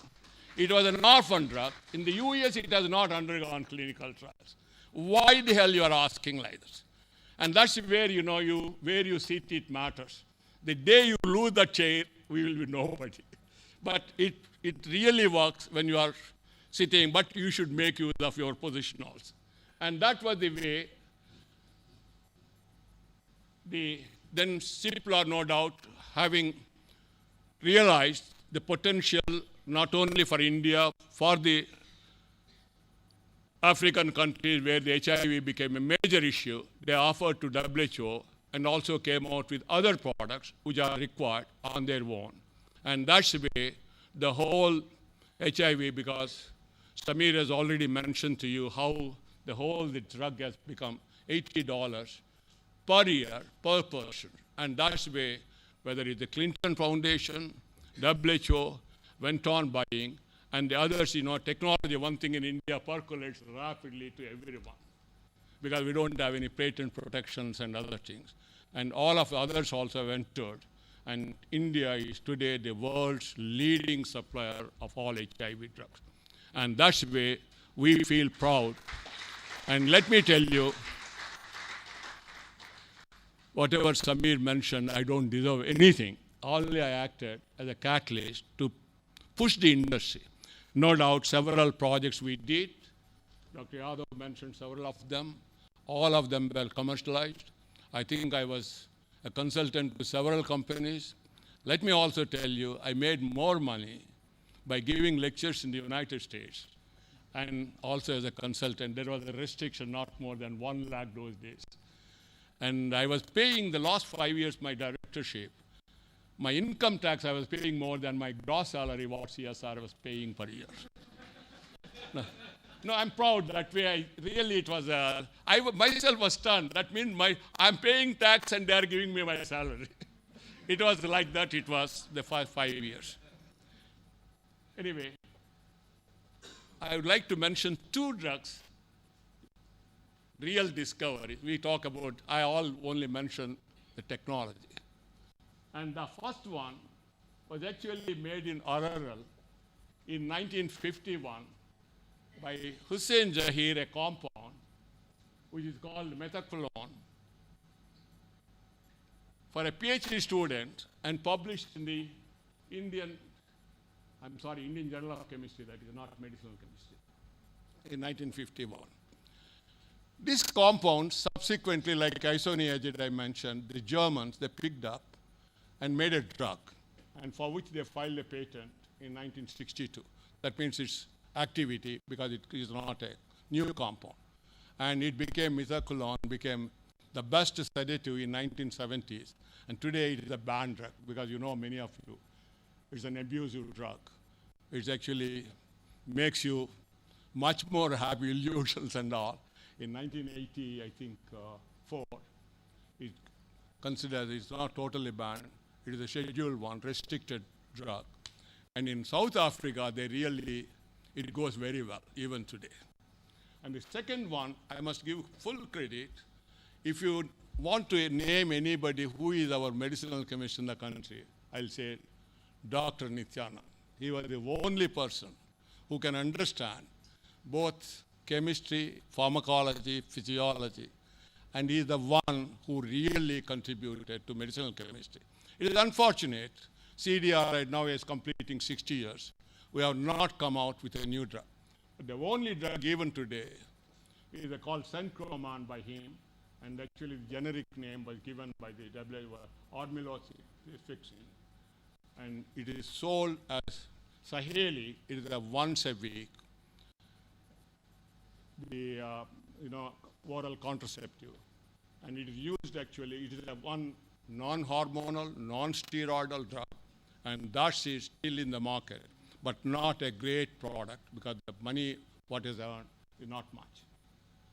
Let me only just show you how he was mentioning, 1950, the average 40 years. Because of the health, 2000 it went to 61, and 2010, 65. If you see the worldwide, we are not far behind from 68. We are very close. As Sam Petrulla mentioned, we may have 100 or beyond in the next 10 years. I admire Indira Gandhi, but for her, we would not have done all the trauma. We would not have all these drugs. India would not have become the world market. Today, we were the real cheapest drugs which the United States, Europe depend on us. And that's the situation. And it is because of her. While addressing in 1981, WHO General Conference, she said, my idea of better ordered world is one in which medical discoveries would be free of patents and there would be no profiteering from life or death. And I totally endorse her views, even though we have now come back to some extent, but not fully, because Me Too's are not permitted. I hope it all depends upon how our patent fellows, they interpret. If it is really a new drug, it should be patented. And the other thing, Swami Vivekananda, I always believe wisdom lies not in the amount of knowledge acquired, but in the degree of its application. Finally, I would like to acknowledge these 3 people. Dr. Venkatraman, who taught me real hard working, work lab morning till night, including Sunday. That was the one which, more than the chemistry, commitment to science. Professor Corey, he was a very big man, world today living giant of organic chemist, with whom I spent 2 years. We normally felt he is something like a god, but after going and a few months later, I did realize he is like anybody. But what makes him great, he always thinks of a projects of which are important to society. It should make an impact. It should be difficult. And that's why identifying a project is the most important. Actually, if you identify, 50% is solved. And that's the way, ever since I came, I was always ambitious in choosing fundamental or applied research. And that's the way the whole thing went after my spending 2 years with him. The third man, which I mentioned, most of the projects were commercialized by Dr. Hamid. He taught me how to make money. And finally, I would not have been here but for CSIR. I told I was the first employee directly as a scientist be without crossing the seas in NCL. But let me tell you, I'm proud today also. I the first joined as a research fellow, CSIR research fellow, in 1960, got my degree in 64, and retired as director in 1995. Nobody can claim, because I was all the time on the CSR roles, because I went to Harvard, taking 2 years, and others have gone and come back, but nobody is like me on the roles of CSR, research fellow becoming a director. And the second thing is, no doubt, I used to be very aggressive. I never used to follow the rules. My idea, my suggestion to all the directors and the DG, never follow rules. If you follow rules, you are not doing anything new. If you break the rule, then you become something, you will bring the organization, something really worthwhile. And the first DG, when he appointed me, Dr. Varadarajan, Dr. Mitra, and finally Joshi, gave me a lot of freedom. They used to have a lot of headaches from me, but I used to get away with those. And then finally, the three directors whom I served, right from Venkataraman, Tilak, and Doriswamy, also gave me a lot of freedom to earn whatever I like and used to keep the money. I never used to approach him for money. In fact, I used to provide to the director the amount he wants. Then finally, I found, you always, I was like a teacher, mentored 109. They're all today in a very big position. Let me tell you, all the international pharma companies, they're big guys. But let me tell you, they're all my teachers. Actually, they worked with me, I learned from them. A lot of it I learned from them. They were my teachers. And finally, I also can tell you, my colleagues who gave me quite a bit of, knowledge to me, stood with me and published with me, and two of them are here, luckily, Dr. Yadav and Dr. Chakravarti. Of course, others are there, but I would like to, but for all these people, I would not have what I mean. Ultimately, no doubt, I do believe sometime, it is better to quit a job and to become an entrepreneur. And that's the way the nation actually will prosper. Because what we need is the creation of wealth. And I did same thing with zero investment. Avra Lab was started in a shed. I can tell you organic chemistry or bio, anywhere you can do in a shed, you can start. And then today, we have something like a 50 crores investment in 3 organizations. It's all 100% our family thing. And no other, we have not brought money from outside or anything. The profits were actually plowed back. We employed about 350 people. And I do think training is also most important. And that's where I keep myself busy. And thank you very much for, and finally, once again, let me thank Samir for giving me this opportunity when he called me almost 2 months or 3 months back and gave me almost a half an hour what I did. I started realizing how this man woke up. Because I couldn't believe you know about me. It was something fascinating for me when he invited like my alma mater, coming to CSIR after 16 years, for giving a lecture and actually receiving or giving this first lecture to commemorate the 3 years of your OSDD. It is fantastic to me, and I will never forget, but it might have got several awards. This is something touched my heart. And thank you very much for this. And this really, I'm grateful to all your other colleagues who have invited me. And I might have taken a little more time, no doubt, but I thought I must tell you several of the CSR guys. Let me tell all the young engineers, take up science, take up physics or chemistry. I can tell you, you will do better than pure science people. I'll assure you 100%. And also after spending some time, at least 10% become entrepreneurs. Here today, what he told, the ideas are very important. You all can generate new ideas. And I wish you all, because you are taking the first, diploma, and wish you the very best in your life. And finally, thank you very much once again, Samir, so much.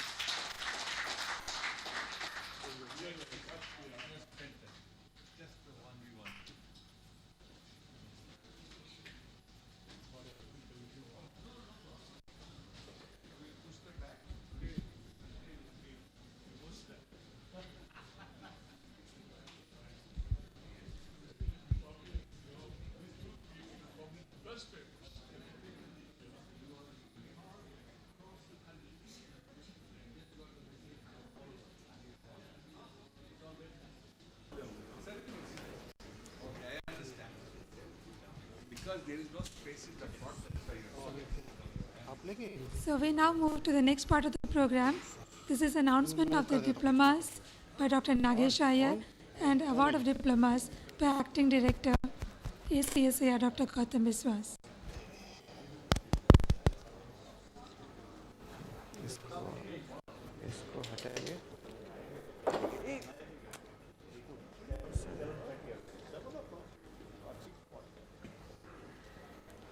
This area.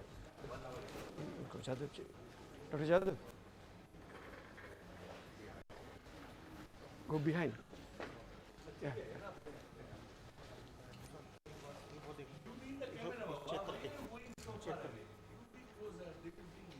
I know. Okay.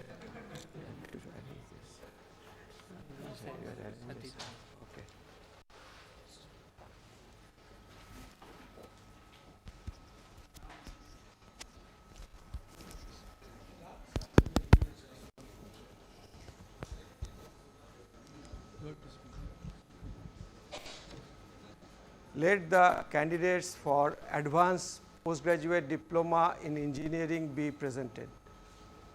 Sir, I present the candidates who, having satisfied the requirements for the advanced postgraduate diploma in engineering, are considered worthy of receiving the same. I recommend that they be admitted to the said diploma. Aditi.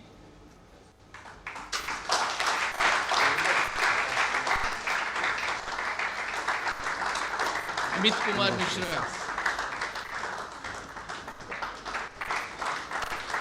Ankush Jain. Slow.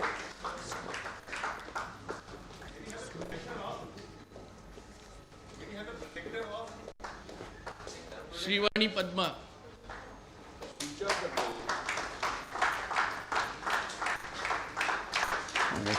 Santosh Kumar.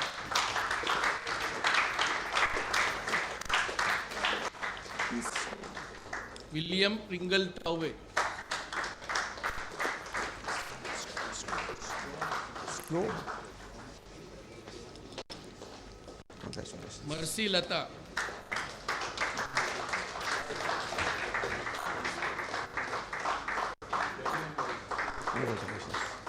Neeraj Kumar.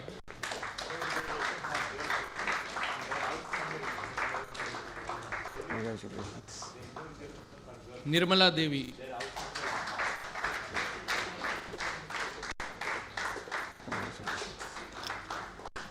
Vishant.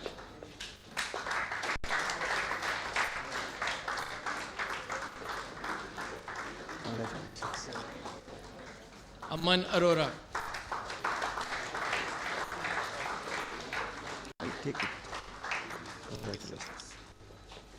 Lakshmi Prabha.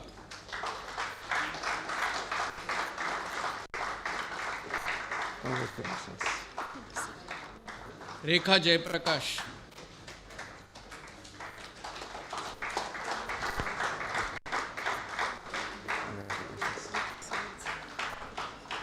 Shikha Jain.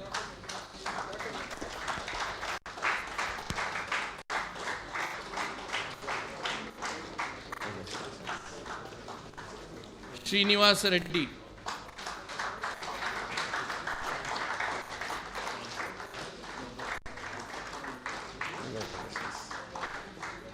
Sumit Kumar.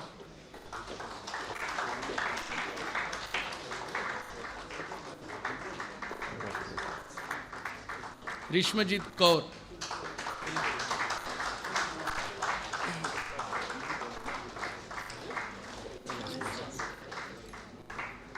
Ritesh Kumar.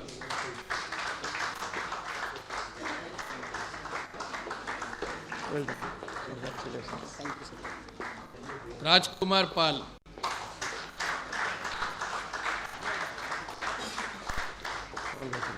Thank you, sir. Divya Agarwal. Congratulations. Devshri Kumar.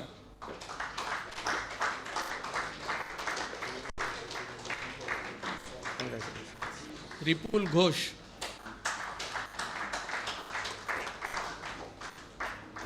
Congratulations. Sudeshna Bakchi. Congratulations. Aparna Akula.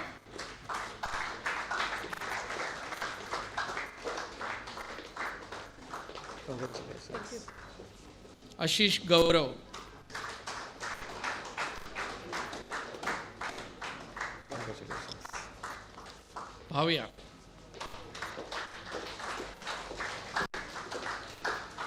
Congratulations. Diptarko Dasgupta. Congratulations. Indrajit Ghosh.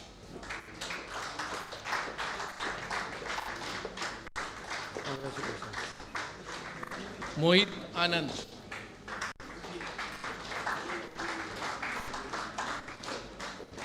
Congratulations. Abdul Rauf Sheikh. Congratulations. Aishwarya. Congratulations. Balaji.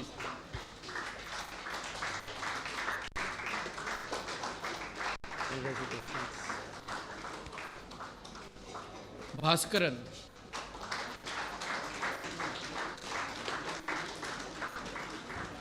Congratulations. Jivita.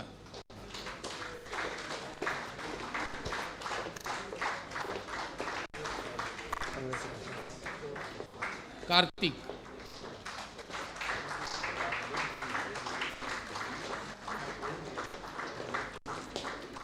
Priyanka Rajput.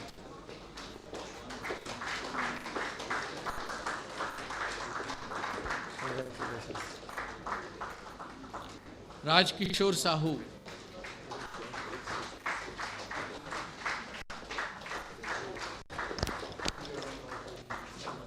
Arun Kumar.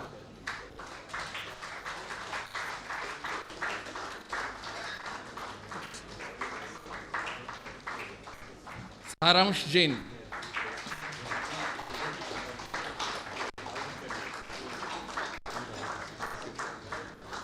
Vinod.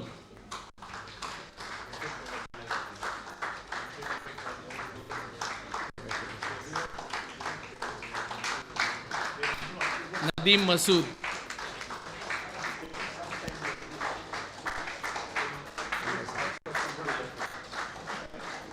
Shanwaz Mullah,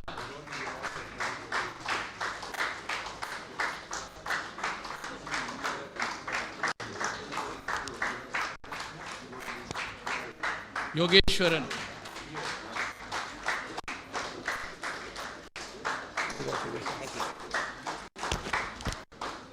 Kartikeyan,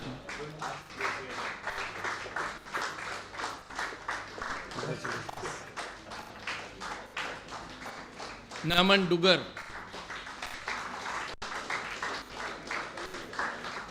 Congratulations. Shivaranjani,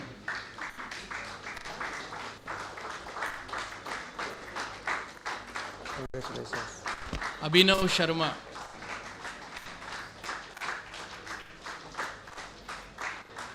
Congratulations. Shivramya Sanam, Congratulations.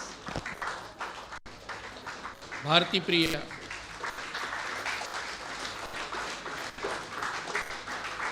Congratulations.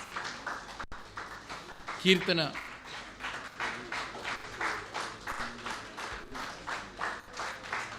Congratulations. Mohit Verma,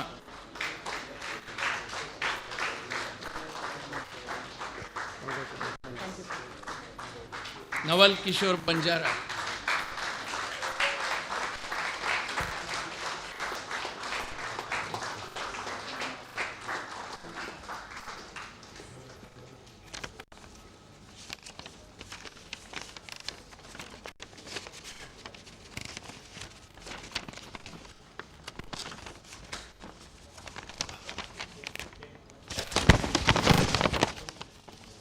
all the recipients of the award of diploma, please rise.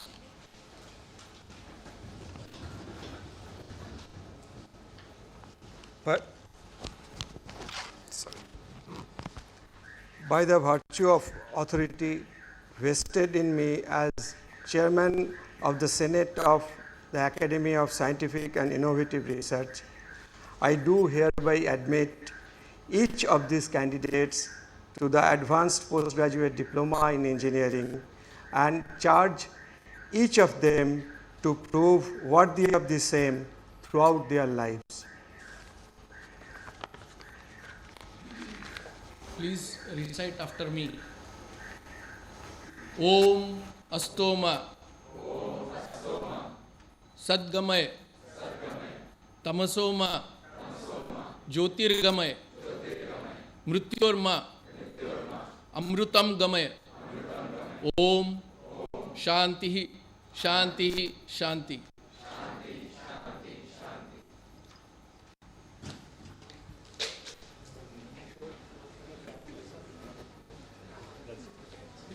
Yes, vote of thanks. Vote of thanks.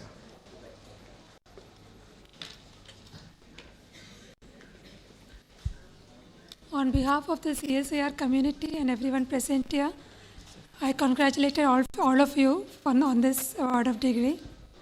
Now I request Dr. Nagesh Iyer to give the concluding remarks and vote of thanks.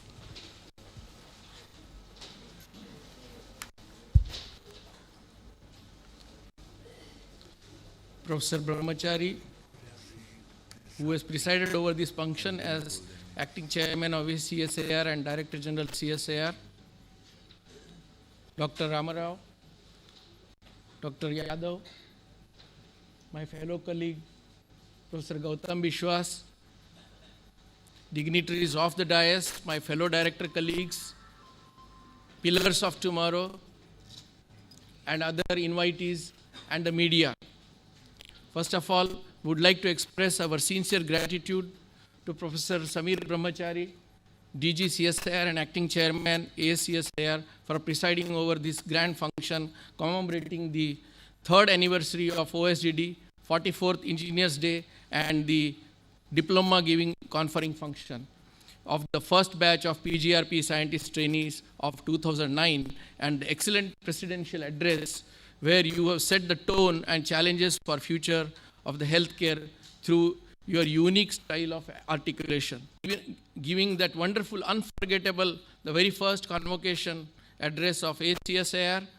It has been a memorable debut of AcSIR, and the scientist trainees of PGRP 2009 batch should be extremely lucky. We are really grateful to him.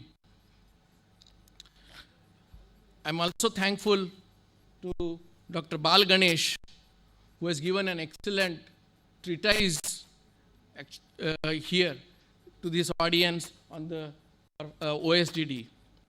None of us have any doubt the way Dr. A.V. Ramarao has initiated the success story of the revolution of Indian drug industry and the pivotal role played by CSIR through the struggle and tribulations he has described in his talk.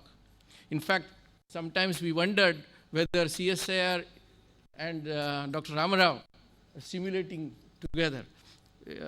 We are very fortunate to have you in our midst, and we are grateful to you, sir, so that the young minds now can draw more inspirations. I wish to acknowledge our sincere thanks to our fellow colleague, Dr. T.K. Chakravarti and Dr. Yadav, for launching the chemistry outreach program and the excellent contributions of the chemical processes which Dr. Yadav has described in terms of innovations. We acknowledge the OSDD community, particularly the chief mentor, Dr. Brahmachari, for organizing today's event. Started as a very small initiative from CSIR headquarters, it has now become an internationally recognized initiative. The entire OSDD community has contributed to this effort. We are grateful to them.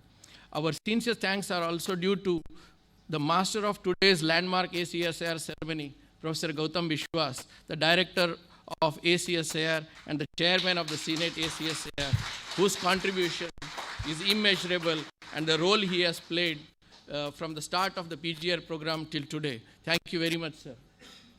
Thanks are due to Mr. Zakir Thomas for his excellent and eloquent address, and he has provided all the support, felicitation, contributed in many other ways which I cannot describe. In fact, he had the most difficult part of interfacing with all and work out minute by minute program. Thank you very much, sir.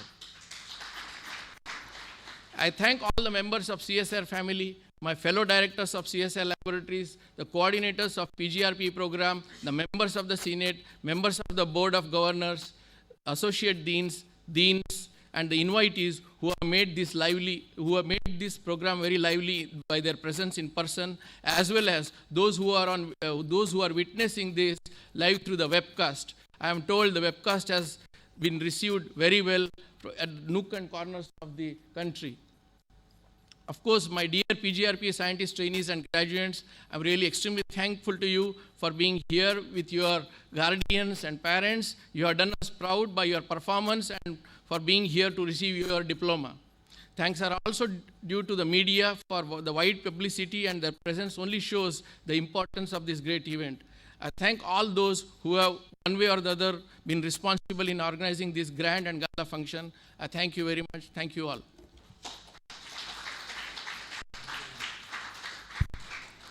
So there is a request. There's a request that the students would like to have a group photograph with yeah. So I request all the students to come over here.